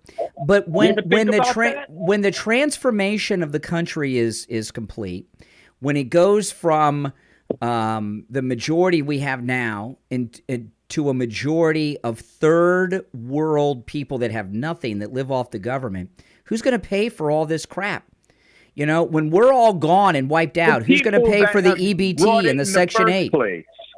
Who? The Indians? Yeah, and that's what. Let your racist audience know how much Trump wants to cut their Social Security. Let them tell them.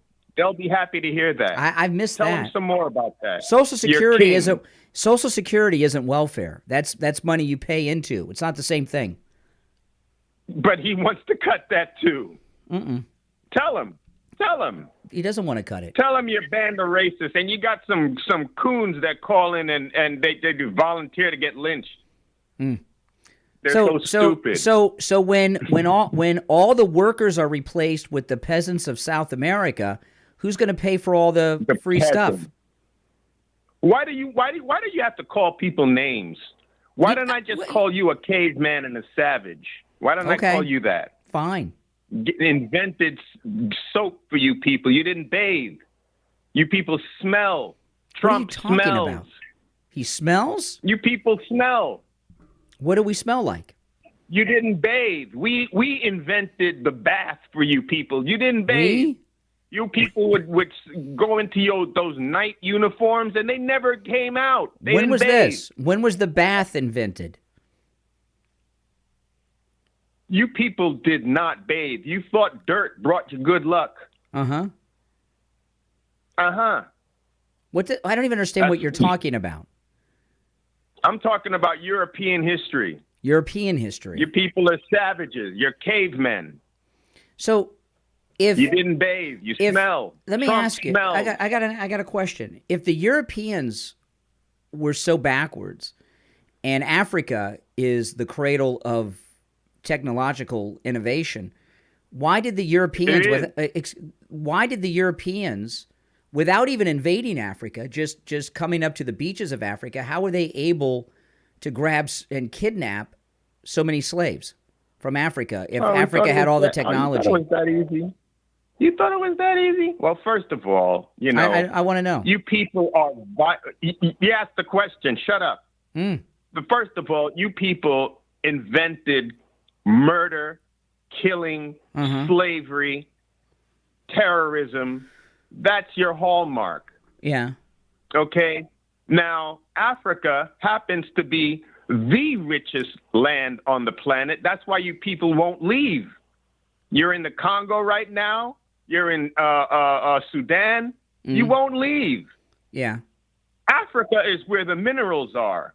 Why is it so poor then? Why is it so poor? Why is it so poor? Because you people keep exploiting it, because you won't leave.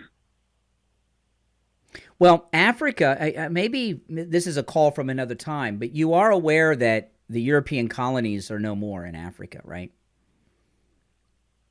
You're in the Congo right now. What do you mean you're in the Congo? Coltan is an African mineral. There are no African the countries in Africa. The countries in Africa are self-governing now. They're not colonies anymore. So whatever's going on in Africa, those are Africans that are running all those countries. The colonies don't exist. You really don't even make sense.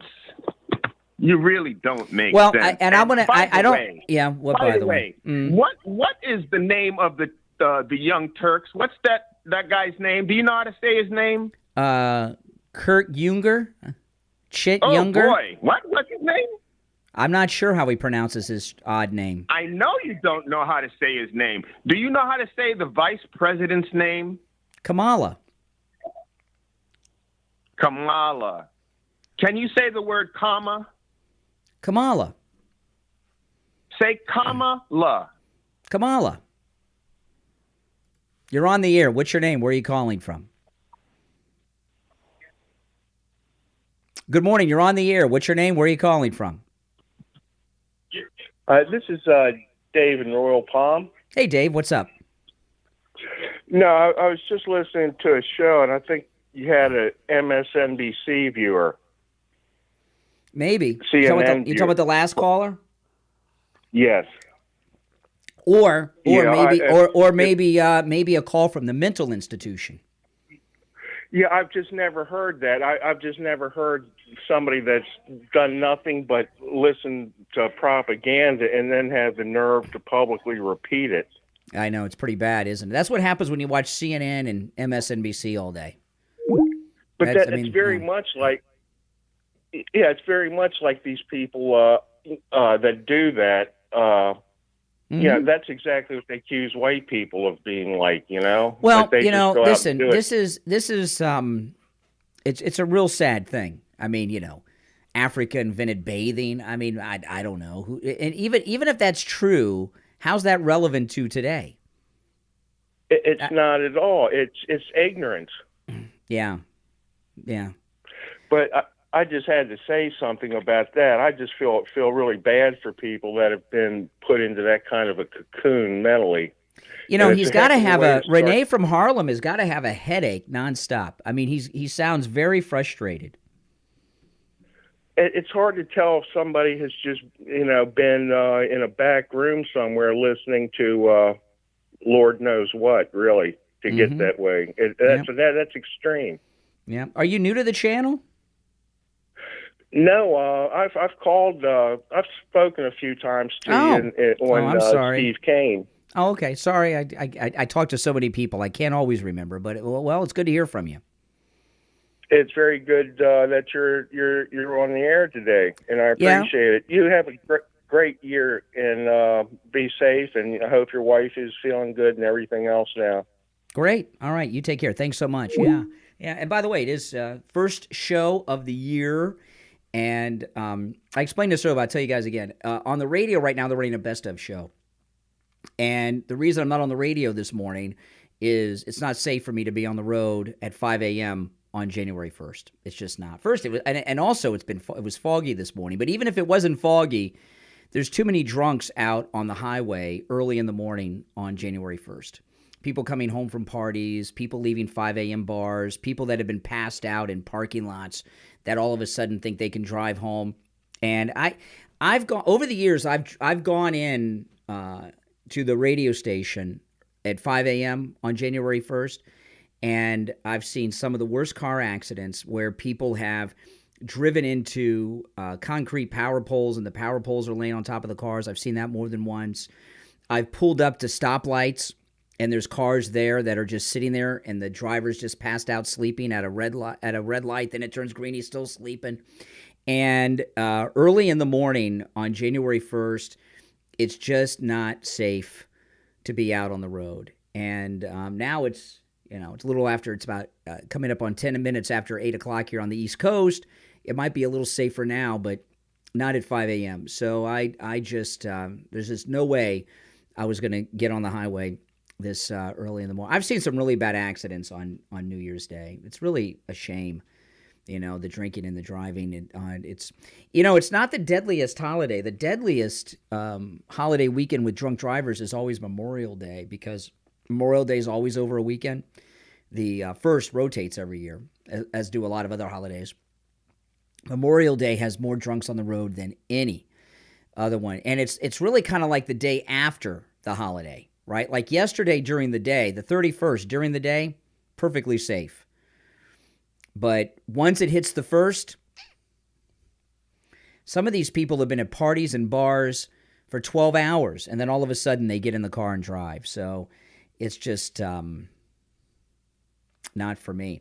Now, this video has been circulating all weekend long, and, let me take a call, then I'll share it with you. You're on the air. What's your name? Where are you calling from? Alberta, Canada. Hey, Alberta, Canada. What's up? I hear your prime minister is putting tampons in the men's room on your military bases in Canada. The men in the military use tampons in Canada? Real men don't, anyways. Anyways, Brian, I just wanted to talk a little bit about. I was going to initially call in about Richie there. Yes. But that second to last caller, Renee from Harlem. I'm not sure what to say about that. But you know what? Good for you for just staying calm and just staying on point. What am I going to do? Am I going to argue with a mental patient? That guy Renee from Harlem's a mental patient. Sure seems like it. Sometimes it's just a good idea to let them talk, and then other listeners can just. But Richie. But you'd. Oh, by the way, Mr. Radio, $20 super chat. Thank you. He says. Louis Farrakhan saying good things about Trump. Oh, that means Farrakhan's desperate for press attention. But Richie really called in with a defeatist attitude, like it's all over.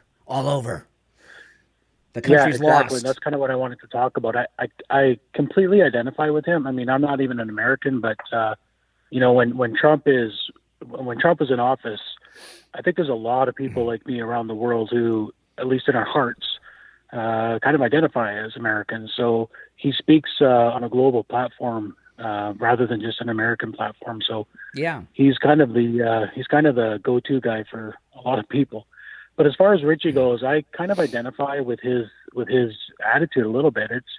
It's been brutal, even here in Canada, but just all over the world. But what I would say to Richie, if he's still watching or listening, is it does seem insurmountable. That's for sure. But this is kind of our last chance, right? So let's give it a whirl and see what Trump can do. Let's support him, and anybody else around the world. Our conservative leader here in Canada. I'll tell let's you. give him all I'll a tell try you. And see what happens. I'll tell you something about Trump. Trump has really unified the English-speaking world. I've been doing this for a long time, and we've had a lot of presidents. But until Trump, I didn't hear people from Australia as often, Canada, the UK, New Zealand, and it's absolutely amazing. But no, I don't think it's lost. I mean, look, the world's been through terrible things and terrible times, much worse than we're in right now. And and in this country, we had a civil war. In this country, we had the Great Depression was a global depression, And here in America, I don't know if you guys, how this affected Canada, but in America during the Depression, we had the Great Dust Bowl, which destroyed the farmland and all this stuff. And we've overcome all of these things. And World War II, that wasn't so easy either. It seems easier now because, we won and it was before our time. And this country is, and this world has faced things very difficult time and time again. And I don't think it's now. One thing we have going against us that we've not had before in both our countries is we have foreign populations that have not assimilated, and they have too much influence over our country, more here than you guys have. But it's we have more people, and that's a problem. But no, I don't agree with Richie that it's over, that it's impossible, it can't be saved. No, I don't believe that. Yeah, that part I don't agree with. I do understand and identify with his attitude, in general, but I think he needs to get a little bit of perspective that, but just like you said, the countries have been through, both of our countries have been through hard times before. We've managed to get through, and it's possible that we can do it again. So, and look at what happened to Europe. Look at what happened to Europe after World War I. Almost every young man was killed in England in the First World War. In this country, in our Civil War, we had over 600,000 Americans were killed in the Civil War. And the country came back, strong. So, and the Depression, I don't think people, because, like I can remember my grandparents talking about the Depression, but a lot of people don't have them. I certainly didn't live through it, and that Depression era generation's all gone, and people have forgotten. But things were bad during the Great Depression, far worse than I think people realize, and we overcame all. So there's nothing that we can't overcome. And President Trump, he's not running for president because he thinks that it's hopeless. No, exactly. Yeah. All right. Well, it's good to hear from you. So, I hope you guys get. Who? By the way, who's the what's the name of the? I forgot his name. The conservative you guys got there. The guy that did the interview while he was eating the apple. Yeah, wasn't that awesome? What's his name? Pierre Poilievre. What's his name? Pierre Poilievre. Poilievre. Oh my goodness, that interview when he was eating the apple, that was the best because it was. It was the eating of the apple was to humiliate the interviewer. Like it was very casual. Yeah, it was beautiful. Yeah. But he's very good at what he does. But look in Canada. There were some problems and it wasn't as successful as we like. But look what the truckers did up in Canada. That was because of Trump. That never would have happened without Trump. No, I agree, 100%. MAGA is global. Yeah. Not the America part, but the attitude, the aspirations, the vision, all of that. So it's as I say, as America goes, the world goes these days, and so that's right. God bless Trump. There's a lot of things that he's an imperfect vessel, but he's the best vessel at this moment in time, and God be with him. All right. Well, it's good to hear from you from Canada. Yeah, you're all welcome to call in. 1-888-GO-CANE1. Same number I use on the radio. 888-465-2631. 888-465-2631. Don't forget to order your Mighty Maga Lion. If you order your Mighty Maga Lion today, it will get shipped tomorrow. If you're watching live, there's a link pinned to the top of the chat. There's also a link in the description of the video. Or you can just go to the website, MightyMagaLion.com. These are available exclusively through me and nowhere else. Okay? My wife and I partnered up with Dee, who's one of the moderators in the chat, and she has the connections to get things like this made. So we designed the Mighty Maga Lion with Dee and had them custom made. Okay? And these are not drop ship items. We had these all custom made in advance. And every Mighty Maga Lion that you received has been handled by my wife and myself. We've touched them all because we pack them up and ship them out ourselves. And if you order more than one, you get a discount. And Valentine's Day will be here before you know it. The Mighty Maga Lion makes a great gift for Valentine's Day. So go to MightyMagaLion.com, order yours, or click the link pinned to the top of the chat if you're watching live, or the link in the description of the video. MightyMagaLion.com. Remember, available exclusively through me at MightyMagaLion.com. And if you order more than one, you get a discount, guys, okay? So take advantage of that. Now, this video has been online all weekend, and it's an awkward moment with Ron DeSantis. He's on stage. He's asked a question. And what everyone's making a big deal about is the awkward stance of Ron DeSantis when the girl's asking the question.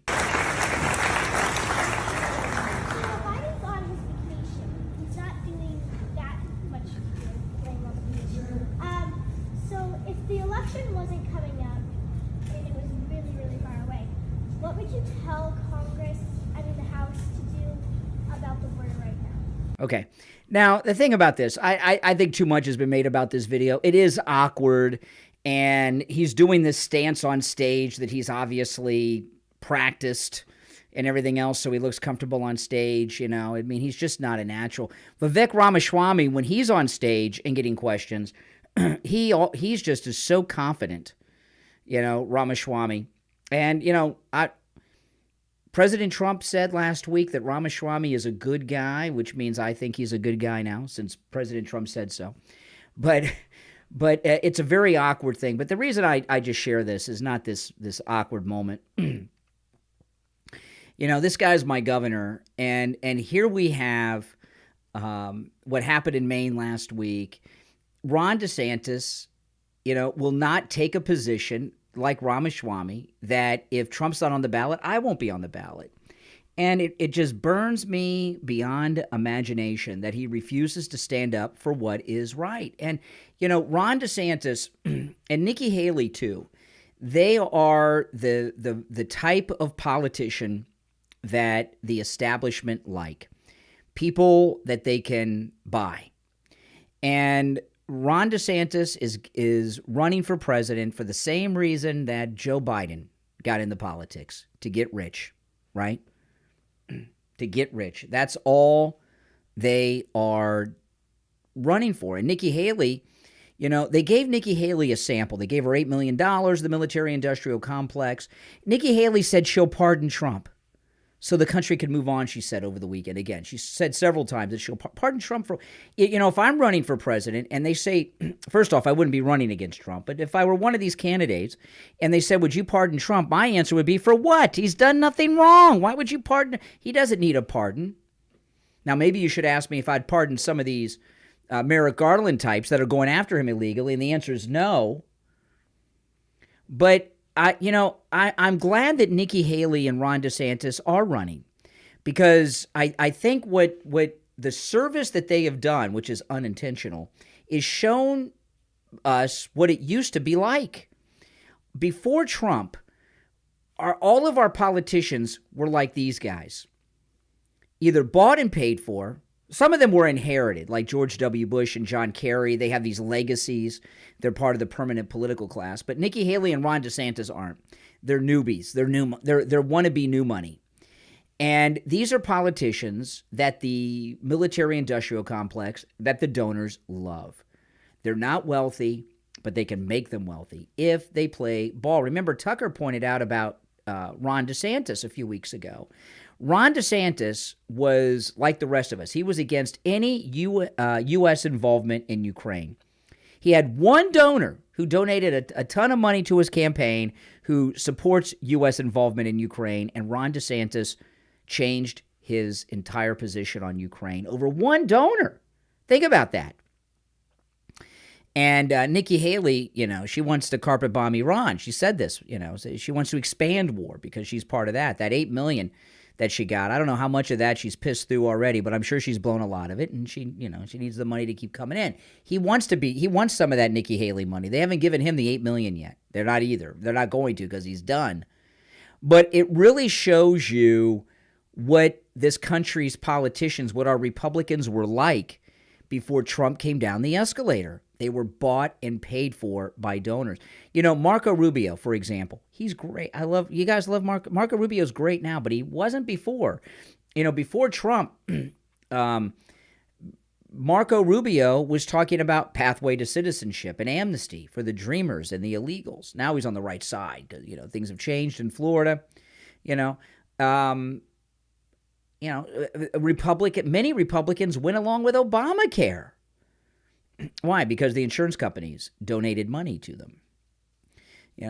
And Donald Trump is a new era of politician. And Nikki Haley and Ron DeSantis, what they've shown us is what the typical Republicans are like.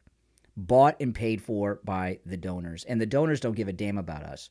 All they care about is the bottom line of their business. And their business model is based around owning the presidents and the senators.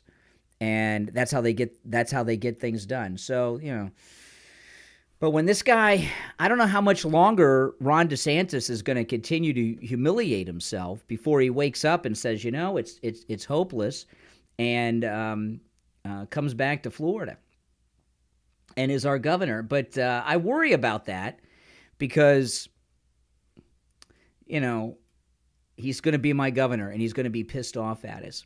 Now, this interview, let me pull this up. Hold on. This is transgendered Air Force lieutenant colonel. Let me share this with you. An interview that they did. So inclusion is a national security imperative. We fight today, and we are going to fight in the future using brain power. And if that brain, who's going to revolutionize the way we fight in space, we fight in cyber, just happens to be in a trans body, you should want them all serving alongside me. And for your organizations, it's the same way. Those perspectives that we get from a diverse set of individuals, it's been talked about on stage a lot regarding the science behind high-performing teams. We need those perspectives. But it's inclusion that actually drives that. Because you can bring people in, and if they don't feel safe to speak up, if they don't feel safe to bring their full selves to work, you're not going to get the value of the diversity. So for us, it is absolutely critical to drive our future success as an organization and potentially on the battlefield. And I think it's the same way for all of you, because we can't leave that talent that is going to revolutionize the way we do business behind. Okay, my apologies, I misspoke. This is a transgender lieutenant colonel in Space Force. Not the Air Force, Space Force, not the Air Force. This goes back to just the incredible success that China has had with the psychological warfare propaganda they've spread in this country through TikTok. All of us, there's always been transgendered people and cross-dressers and such. Very few. Now, all of a sudden, we're expected to believe that there are, I don't know how many transgendered people of all ages, even young children. Come on. This is a fad that's been pushed through TikTok. And, shutting down TikTok, it's not going to stop it, because if TikTok were shut down, China, they probably already have the other thing ready. They'd have some other social media app. And the way that it happened with TikTok is what they did is when, the Chinese had TikTok going, people that have certain agendas that benefit China, they push. And the trans people, the TikTok Chinese app, the Chinese pushed these transgender people so that they would get millions upon millions of views on TikTok. And younger people today, all they care about are how many views, clicks, and hits that they get. And they turned this gender stuff, all of it, into a very popular thing through TikTok. And what China has done is just it's fantastical. I mean, it's a terrible thing they've done, but it's got to be more successful than even they would have dreamed. And what have they done? They've lowered our birth rate, because with all the gender confusion, they're not having sex. Childbearing age people are not having sex that results in pregnancies. They've weakened our military readiness. Because, I mean, look at that. It's bad enough we've got this Austin, who's the dumbest guy I've ever seen as defense secretary, who is obsessed with critical race theory. This new chairman of the Joint Chiefs, his primary focus as chairman of the Joint Chiefs is to have more diversity and racially in the service, which no one's against racial diversity, ethnic diversity, but that shouldn't be your first priority as chairman of the Joint Chiefs or the defense secretary. And the military is filled with strangeness like this that really doesn't put the fear of the United States military into our enemies. It makes us weak on all kinds of. First off, our military is focused on a lot of things they shouldn't be focused on. And it also shows our enemies how weak our military is. You're on the air. What's your name? Where are you calling from? Hey, Brian, it's Sherry from Texas. How are you? Happy New Year. Thank you, Sherry. How you doing? Hey, hanging in there. You know, I'm listening to these callers, and I'm not sure the guy's name that called and said white people smell. Oh, yeah. Renee from Harlem. We believe, yeah. That is just, that's ignorance at its best. But I want to talk about this border being in Texas. I've been here for, I think, 22 years. Mm-hmm. This is definitely an invasion. Absolutely. And it's terrifying. It's terrifying because the government's not doing anything for their own people. Absolutely. I think there's the propaganda. I think there's more to the puzzle than just Democrats wanting power. There's more to it. Then you've got these per se sleeper cells of Palestinians that are more or less taking over New York. I mean, Trump coming back into office, that poor man has more on his plate that I could ever imagine. I don't know where this man gets his strength. Yeah. Yeah. To be able to come back on board and try to fix and do what's best for the American people mm-hmm. and make sense of why all of this has been done. What is the whole purpose behind this invasion? What is the whole purpose behind everything that's going on? Well, there's many different reasons, but I was talking earlier in Texas, one of the many reasons is to turn Texas blue. I was just reading over the weekend that, like California, Texas is now whites are not the majority in Texas at this point. And right. And I don't know if that's official, but I was reading an article about that over the weekend. And they wanted, if they could turn Texas blue, the Democrats will be in power for decades to come because the electoral votes out of Texas. So I believe is their primary focus is Texas. That's why they're so pissed that Greg Abbott's moving people out of Texas. That's exactly, and that's why they're wanting to sue him. Okay, and let me tell you this. I worked for HEB, which is a huge food chain up here. Mm-hmm. Okay, huge. I can count on many of my shifts as a cashier, which I'm in real estate now, of Hispanics coming through the lines of my checkout stand with EBT cards, spending $6,000 to $8,000 for groceries. Really? On an EBT card? Yeah, absolutely. Where do they get that much money on an EBT card? EBT. I kid you not. No, but I wonder how do they get so much money on an EBT card? I mean, if you learn how to manipulate the system, I mean, how are all of these people crossing the border illegally getting cell phones? Did you say you said $6,000 on an EBT card? No, 600. Oh, 600. 6 to 1,000. Oh, I thought you said 6,000. No, they're having 2 or 3 grocery carts coming through. Then you've got families of different cultures, whether it be Asians, whites, whatever, and they're like, and even blacks. Hey, can you take that meat? Can you take this? I can't afford that. Can you take it back for me? I'm really sorry. Well, the thing about EBT, here's the, the which is the modern food stamps, okay? The illegals should not have any EBT food stamp. They should have $0. They should have $0. By the way, the caller's not, people are saying, no, the caller wasn't lying. I misheard her. She said 600. I thought she said 6,000. She said 600 on the EBT cards. That was me that said 6,000. I misheard her. But they shouldn't have $1 on an EBT card. That's something for us. And, the problem with that is when I was in high school, I worked at the big grocery chain here in Florida, Publix, and I was a stock boy. And sometimes when I got busy, I'd run a register, and we didn't have EBT cards then. It was still the food stamp era. And yellow paper.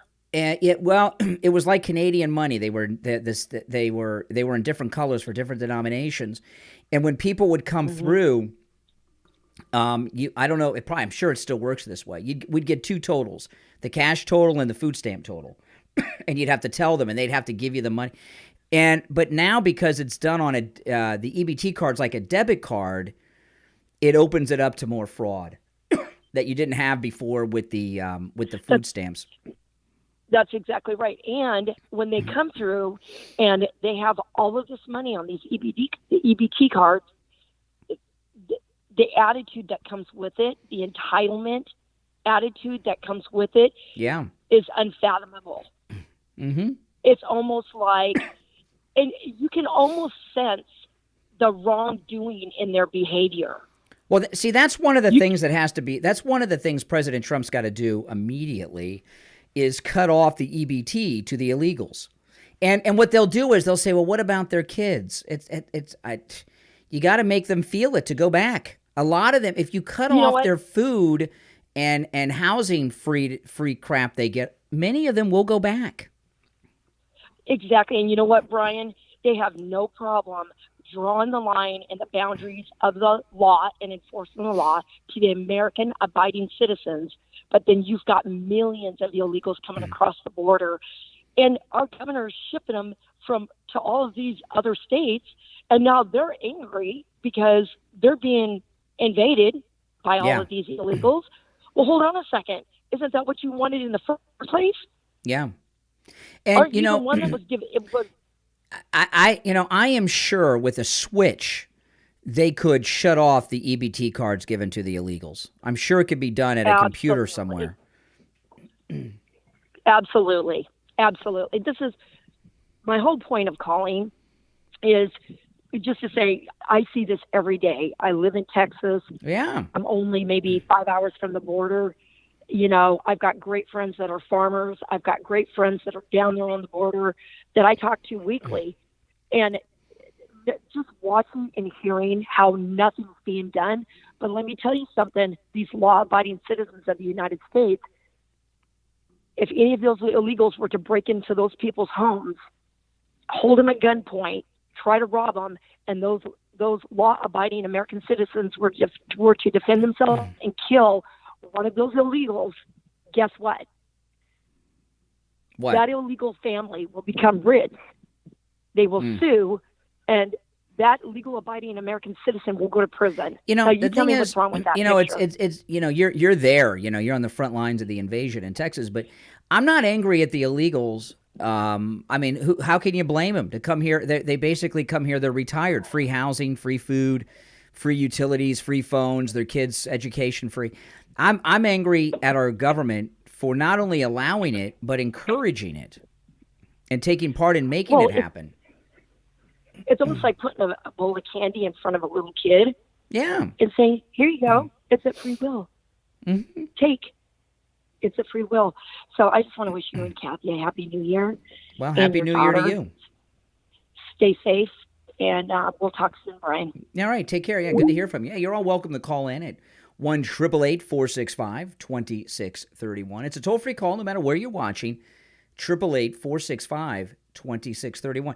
I remember, about 10 or 15 years ago, after one of the hurricanes we had here in my part of Florida, we had two hurricanes. This is about 15, 20 years ago. We had two hurricanes in the same month hit where I live now. And FEMA came, and FEMA was giving away supplies, food and such, at a location not too far from here. And I remember driving by, and the line of people was like a mile long, and some of the cars people had were like expensive. Like you'd see Lexus and Cadillacs and stuff, expensive cars, Mercedes and everything in line. And these were, a lot of these people were not, they weren't in need, but the government was giving out free crap. So they'd wait in line maybe for hours to get a couple bags of free groceries and some other things. I don't know, maybe a gas card or something. When the government's giving things out for free, people will line up for it. I mean, that's human nature, okay? So I'm really not angry. Maybe I should be, but I'm not angry at the illegals. I'm angry at the Uniparty for not just allowing it, but they're part of the organization to make it happen, what's happening at the southern border. Let me play this for you. This is another Ron DeSantis. He's talking about Trump here. Let me play this. This is, let me take a call first. You're on the air. What's your name? Where are you calling from? This is Ron from Atlanta. Hey, Ron in Atlanta. What's on your mind? Yeah, I was just listening to that young lady who called previously, and she did say $6,000 to $8,000. She was lying, and then she said she was in real estate. Well, I wouldn't say that she would. Cashier or real estate? Well, you can do both. I wouldn't say she was lying. She could have been She could have been misspeak. Well, we do know that the government are giving EBT benefits to illegals. That's a fact. It's widely reported. Oh, Brian, I'm saying she said $6,000 to $8,000. Maybe she misspoke. So no, what? Man, you don't get that wrong. You don't get that wrong. So what? Come on, man. So what if it's I'm just for saying what? She So made what up if it? this whole thing. No, oh, really? They're not giving. Oh, wait a minute. She made it up. You mean they're not giving EBT cards to illegals? She made up the amount. No. Excuse me. Are they not giving EBT cards? He doesn't want. He doesn't want to. He doesn't want to say it. Is it yes or no? Is the government giving EBT? I'm not in Texas. She said she was in Texas, right? I'm not in Texas. They're not giving EBT cards to illegals, is what you're saying? I don't know. I'm not in Texas. I can't say yes or no. If they were, I know. In Texas? I know for a fact they are because it's widely reported. By whom? CNN, Fox News, NBC News, New York Times, Washington Post, they've all reported this. They were giving yes. EBT cards. Well, they don't call them illegals, they call them migrants. Yes. Migrants. They were it's widely reported. How much were they giving them? That I don't know. How much were they giving them? I don't know. So they just saying they're giving them EBT, but not the amount. Well, they shouldn't even get $1. They shouldn't even get $1. I just don't believe her. Okay, maybe. It's well, no. You want to focus. See, this is your typical Democrat right here on the line. The lady misspoke or I misheard her. Excuse me. She either misspoke or I misheard her. But you want to grab onto that. You want to grab onto that instead.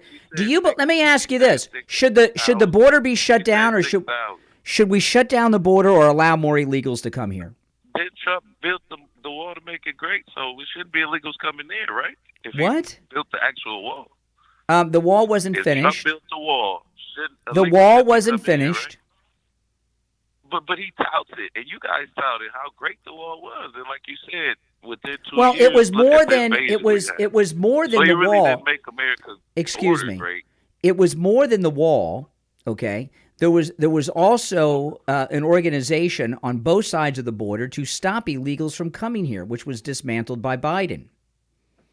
What organization was that? The Mexican army fortified their northern border, and we had the Remain in Mexico policy happening. That's over now. You said it was an organization on both sides. You said the Mexican army was on both sides, the American side and no, stupid. I didn't say that. No, you know exactly what I said. It's not what I clean out your ears and we'll talk another time. You're on the air. I can't talk to stupid people that pretend not to hear what I'm saying. You're on the air. What's your name? Where are you calling from? Good morning, Brian. It's JJ from Mass. Hey, JJ, what's up? This border, first I want to say that, Happy New Year to everybody. Thank you. So this is it's a new year, and we should try to have a little bit of, if not a lot of positivity here. And I look at it like this with regard to the border. Trump comes in and sworn in 2025, and as the president, the leader of the executive branch, he has, when he declares certain things, I think we're all going to get a civic lesson, is what I think. Mm-hmm. Because when he declares, like, say, martial law and or the invasion, a lot of the things with regard to the left and the globalists that they're trying to do in the courts, a lot of that stuff's going to be bypassed. But I don't even think it's going to come to that, because I think Trump, I can see him charging, of these 150 countries that are out there that people have come from, I can see, quite frankly, there's 100 different ways to do this, and we should be using every single tool we can to get rid of these illegal aliens. One of them is charging their country of origin. Well, what Trump's going to do with me, like, for example, I was talking a couple weeks ago about this vlogger from the UK who took that train across Mexico. He's going to shut down all that. And he's going to do it by cutting off the foreign aid to Latin America. Exactly. It's going to happen in a week. Exactly. That's the one of the 100. There's so many things he can do. He can cut off the money to them. We can charge them. You start in Colombia. If you've looked at the map, maybe you've seen this. I remember back in the old days, when I say the old days, back like 40 years ago, traveling to Florida, and I had a map. Yeah. And it had all the places. It had all the different places stop and get gas, or restaurants. Had all this stuff.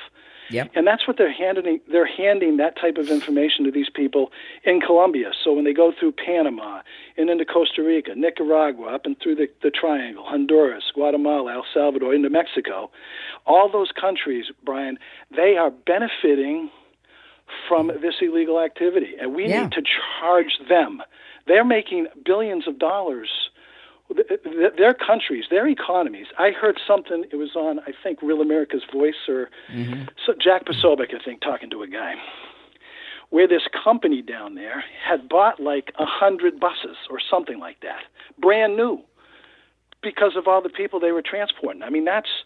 Their economies are benefiting off of the taxpayers of the United States of America that haven't even been born yet. Mm-hmm. It's insane. So I believe, Richie, as much as I understand your pain. Well, I would rephrase Trump's what you said a little bit.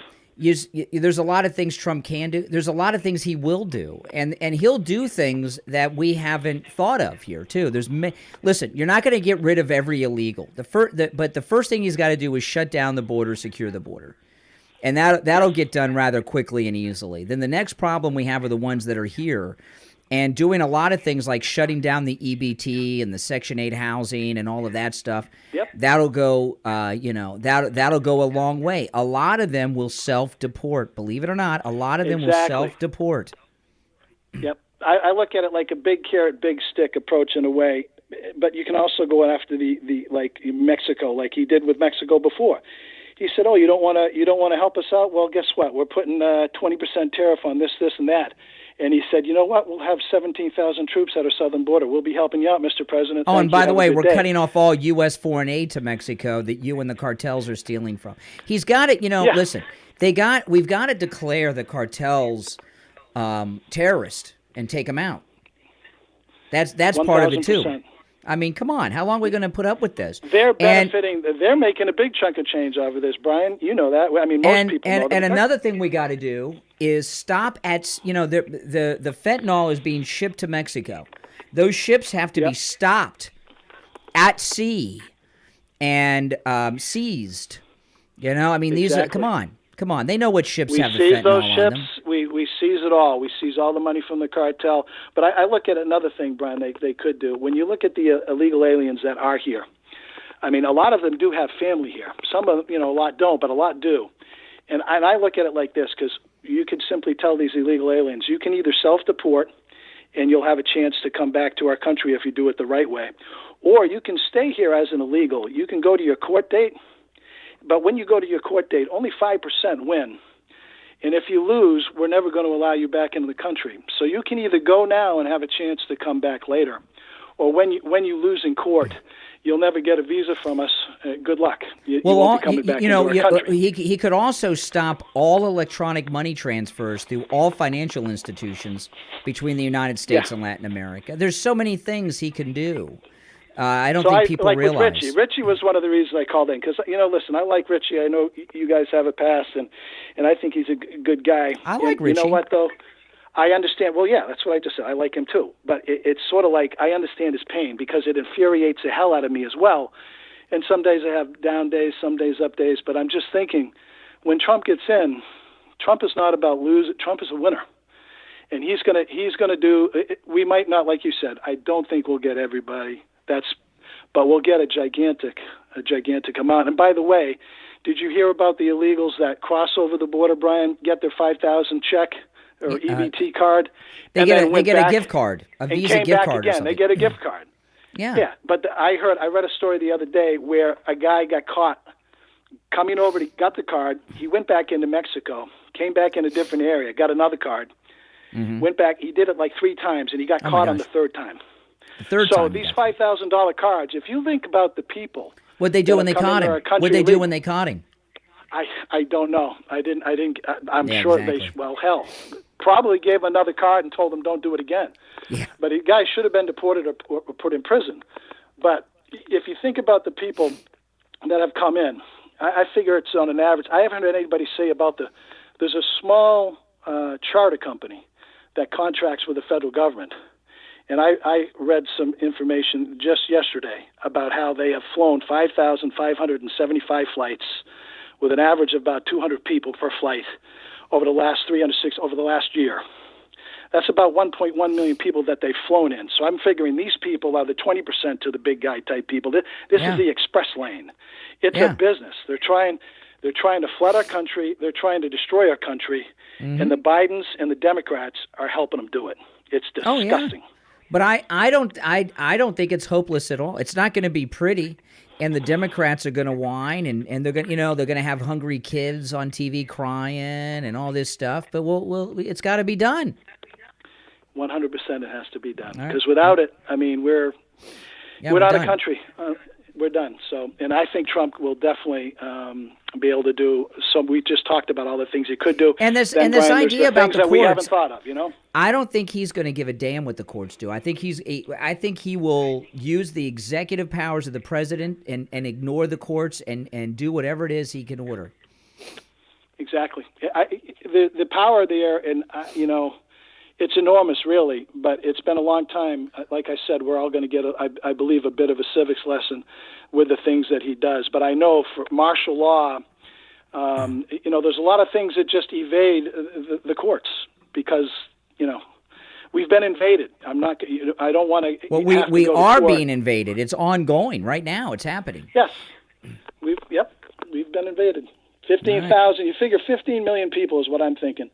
About minimum 10,000 per day. That's 3,650. 3 million. But like this 6, year, 30, this year's it's going to go up higher and higher because they've only got 1 year. Exactly, it's going to be a mad rush. But if there's 15 million, just think of this: if there's 15 million people that have come across that border and they've all got a $5,000, oh my gosh, debit card, that's $75 billion. Now, let me ask you this, Brian. What happens when that $5,000 runs out? Do they get that every quarter?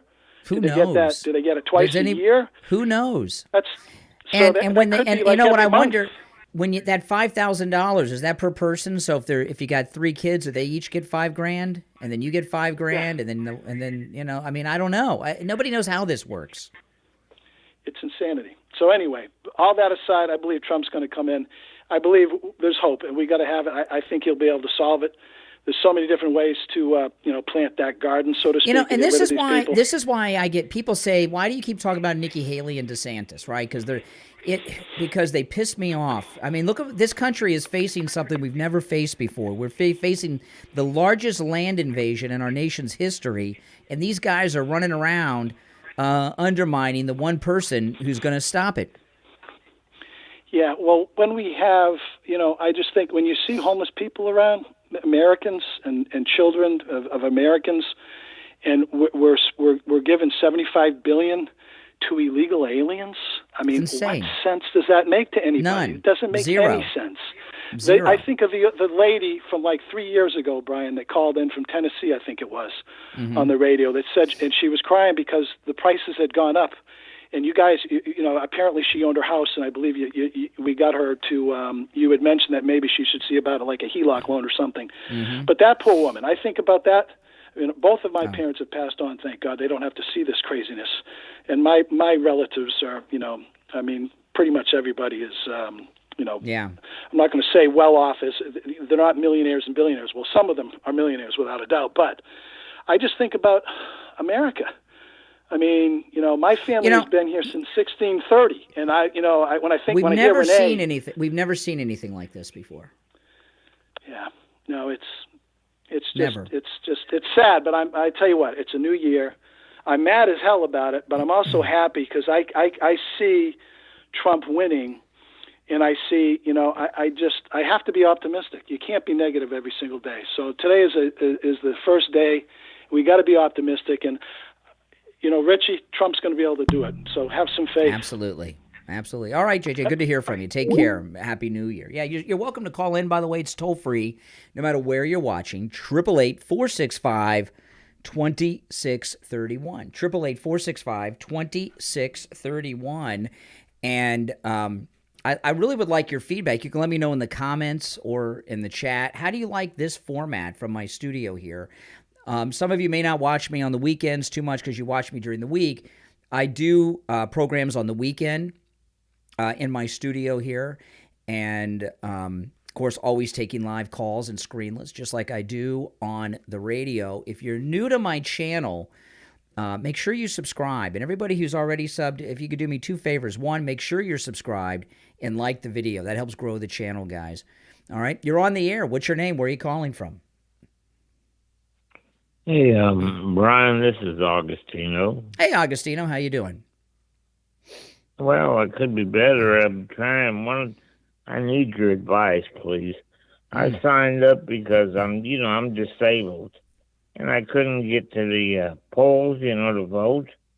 And I'm wondering now, are they going to be taking Trump off the ballot? Where are you at? No, he's not. He's going to be on all the ballots. Don't worry. He's going to be on all the ballots. So I'll get to vote for him, right? You will get. Yes, we will all get to vote. He will be on all the ballots. He will be on all ballots. That's what I wanted to know. Thank you. All right. Take care, Augustino. Good to hear from you. You're on the air. What's your name? Where are you calling from? Hello? Yeah, you're on the air. What's your name? Where are you calling from? Oh, I'm calling from the Oregon coast, and my name is Chrissy. Hey, Chrissy. How you doing? Oh, I'm doing wonderfully. I'm calling in because of the migrants, the illegals, whatever term you want to use. I live in a small town, about 4,000, 5,000, Charlie. Mm-hmm. And I'm starting to see it here in my own community. They built a housing community downtown, and you can only rent from there if you are an illegal. Where are you at? You're in Oregon? Did you say you're in Oregon? Yes, the Oregon coast. Okay. A little tourist town. You can only rent there if you're illegal? Yeah, they import, I guess you can import or whatever you want to say, but they're bringing them in from Mexico. And you see this group of men walking through town. Actually, one of my neighbors was recently robbed. Illegal came into her home. Oh, my goodness. And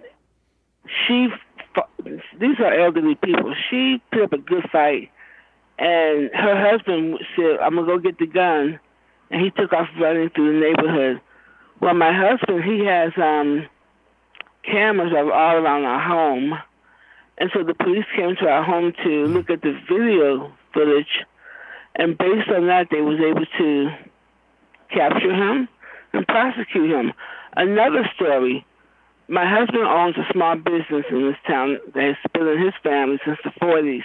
Mm-hmm. And so he was driving through town, going to work midday, and a man came speeding through, I guess, a perpendicular street and ignored his stop sign, crashed into my husband, and his truck flipped.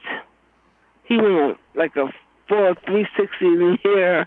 Mm-hmm. I'm laughing now, but I was horrified at the time. And turns out the man was intoxicated, undocumented, illegal.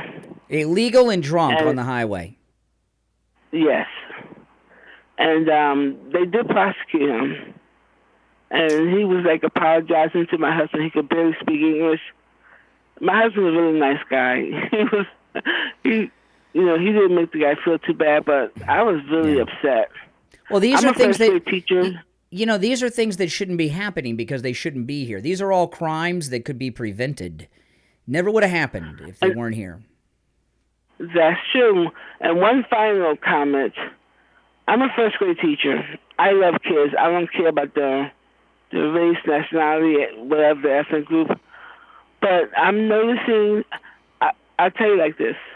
I am the only black teacher in the whole school district.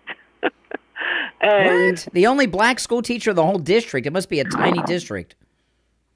It is. Well, the community is only about, 4,500 at the top right now. How many teachers are there? About 65.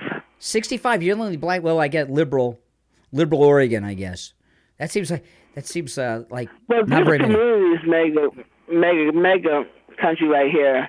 Very conservative. Mm-hmm. It's a very spiritual community. But as I'm seeing the kids start to come in from out of the country, they come into the schools. Here, some of the kids don't dress too well. The social groups will provide clothes for them. But when the illegal kids come in, they are wearing name brand clothes, name brand sneakers, brand new clothes from head to foot to their feet. Mm. And they just look like they're doing without. Seriously. Yeah. Well, and I believe what that lady said. I know she misspoke, but I used to teach in California before I moved here. And there was a story in the newspaper about illegals who were buying so much food with their, I guess, food stamps or whatever it's called. Mm-hmm. And they were supplying their store with the food. They had a small store, and they were buying the food and then stocking their store with the food. I mean, I couldn't believe the story when I read it. Yeah, I can believe it. Are you new to my channel? Because I don't think we've spoken before. You new to my channel? This is my second time calling in. Okay. I apologize for my sleepy voice. Oh, it's early. It's early in Oregon. It's only 6 a.m. in Oregon. We love you so much, Brian, my husband and I, that we wake up at 2. We try to wake up at 2, so we can be awake when I'm on. Catch you live. Yeah. Well, yeah, I remember talking to you now. So it's good to hear from you again. Well, thanks so much. I appreciate you supporting the program. Well, you and Kathy are amazing. We love you guys because you love Trump. That's right. That's right. Well, take care. Have a good New Year. Happy New Year. All right. Thanks so much. Yeah, it's good to hear from her. Nice. Now, I want to tell you guys, a great way to support the program is to go to MyPillow.com. Use my promo code Kane at checkout, Kane. We just got these in the mail Saturday. They came in. Our MyPillow sheets for our guest room. And these are the percale sheets. They're just $24.98 with our promo code Kane at checkout. You can see how low they come in all these different colors. We got the white ones. These are for our guest room. And we also have the pillowcases. And you could get these for just $24.98 with our promo code Kane at checkout, Kane. And anytime you're using my promo code Kane, Kane at checkout at MyPillow.com, you are, well, of course, getting great MyPillow products, but you are also supporting all of my content, the radio show, my podcast, my YouTube channel here.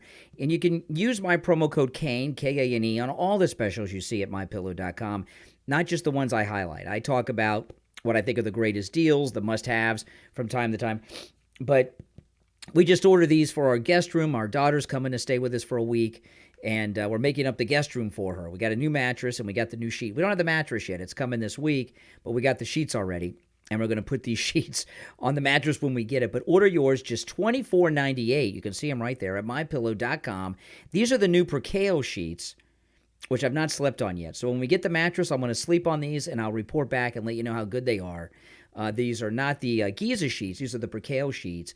And Mike Lindell says they're great. Just $24.98 with our promo code Kane at checkout. You're on the air. What's your name? Where are you calling from? Hey, Brian. This is Chris from Texas. Hey, Chris, what's up? Hold on real quick. I want you to, are you near the computer? I am. I'm on the computer. How could I not be near it? Dummy me. Type in H.R.2453. I'm not point. No, that seems too weird. I'm not going to do that. No. It's the Immigration Parole Reform Act. You got to type that in exactly to pull it up on the Congress.gov because the address line is too just long. Tell me about it. Tell me about it. Okay, pretty much what that is it's allowing the Amnesty Bill Act to go through to where the Biden administration can take all illegal aliens, criminals that have felonies and stuff like that. Yeah. It allows them to come inside the United States and they get amnesty for it. Oh, wonderful. So, isn't that nice? Yeah, I didn't know if you knew that or not, but I did research on it, and I thought that was really important for everyone to know, and that's the reason why you're seeing a lot of illegal aliens coming through. It's because of that HR 2453. No, I'm not saying that. I'm not saying Act. that's not a part of it, but the main reason we have it is because the Democrats are working with Mexico to bring them here in large numbers for political purposes, okay? That's why it's happening. I mean, the organization that's involved in a mass movement of people like that, it's a military operation with a very effective supply chain. It's not easy to bring this many people across all of South America, Central America, through Mexico into the United States. It's a military-like operation. It's more than just some exactly. Yeah. I mean, it's the Democrat Party, and I believe that China is more behind this than we realize. That they're involved in organizing the supply chain. Yeah, there's a lot of magnitudes going on with it. Considering the fact that the whole situation with the heritage, the voter fraud. Because you can go on our site, you can report a lot of that stuff. But the thing with when you watch the illegals when they get to the southern border, they're clean, well dressed, they're not dehydrated, they're well fed. The road there is not filled with trash or feces. The organization to move that many people constantly is massive. It's a massive undertaking, and China.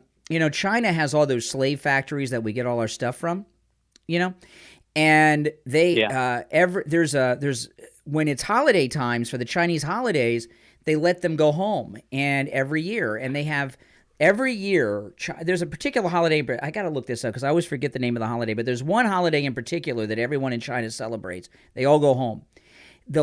Every year, because it's more people every year, the largest migration of humans every year takes place in China when they go home for this holiday and then back to the slave factories. So China has expertise in moving large civilian populations and the supply chain that's necessary for that. And they're down there consulting with the cartels and whoever else is in Latin America organizing this.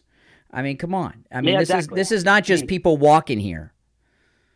Well, the one you're pretty much referring to, the program that actually Joe Biden, when he got in 2020, a lot of people don't know this, but I did a lot of research on it. They actually enacted the humanitarian parole program back in 2020, like weeks after he got inside the office. Like they prepared for the whole asylum to be open and everything. Mm-hmm. I mean, for people that don't know, you can look it up. I'll look it up. Well, good. Hey, listen, I appreciate the call. It's good to hear from you. But, you look at the people that are coming here. This is a well-oiled machine moving these people here. Is it the Chinese New Year where they have that migration? It might be. I don't know. But there is a Chinese holiday where they do that. Now, listen to this. This is DeSantis. This guy just really pisses me off. The way I view the primary is Donald Trump's running for his issues. Haley's running for her donors' issues. I'm running for your issues. And that's... Wow. So Ron DeSantis is the only one running for good reason. Everybody else is doing it for others or is being selfish. He's doing it for us. The way I view the primary is Donald Trump's running for his issues. Haley's running for her donors' issues. I'm running for your issues. And that's really how it sets up. What issues are those, DeSantis? Are you kidding me? What if he's got the high heels on in that one? I don't know. Yeah, and here we've got the mayor of Chicago on CNN over the weekend freaking out. In order for us to have a better, stronger, and safer Chicago, it really requires the full force of government. We have stood up an entire office dedicated to reentry. So individuals who are returning to our communities who have been incarcerated because of failed policies, we'll have a welcoming space for them. I've added a $500,000. A welcoming space for people that are being released from prison? Entry. So individuals who are returning to our communities who have been incarcerated because of failed policies, we'll have a welcoming space for them. I've added a $500,000 for restoration and reparations to address, again, the cycle of violence, which looks like school closings, closing of mental health facilities, of which I've invested in now. And so in order for us to build a better, stronger, safer Chicago, it requires investments. And that's what this budget has done. Okay. See, these mayors like this guy that are griping about the illegals being shipped there, what they really want is more money. They want more money, and if you send more money from the federal government, he'll take all the illegals that you'll see them that you want. You can send illegals to Chicago all day, all night, as long as the mayor gets his money. Now, if you're new to my channel, make sure you subscribe. This is where MAGA comes to talk, okay? Now, if you missed the beginning of the stream, if you go back and watch, had an incredible announcement from President Trump that he made for New Year's last night that you'll want to check out, and a whole bunch more. We had some great calls. And if you're new here, I live stream every day of the week, and I always take live calls while I am live streaming, and all the calls are screenless. I do not screen the calls. You don't have to agree with me to call in. We hear from some liberal loons today on the program. And I hope everyone has a great and happy new year. Thanks for watching, everyone. It's greatly appreciated. My name's Brian, and I'll see you next time, guys. Take care. Happy New Year.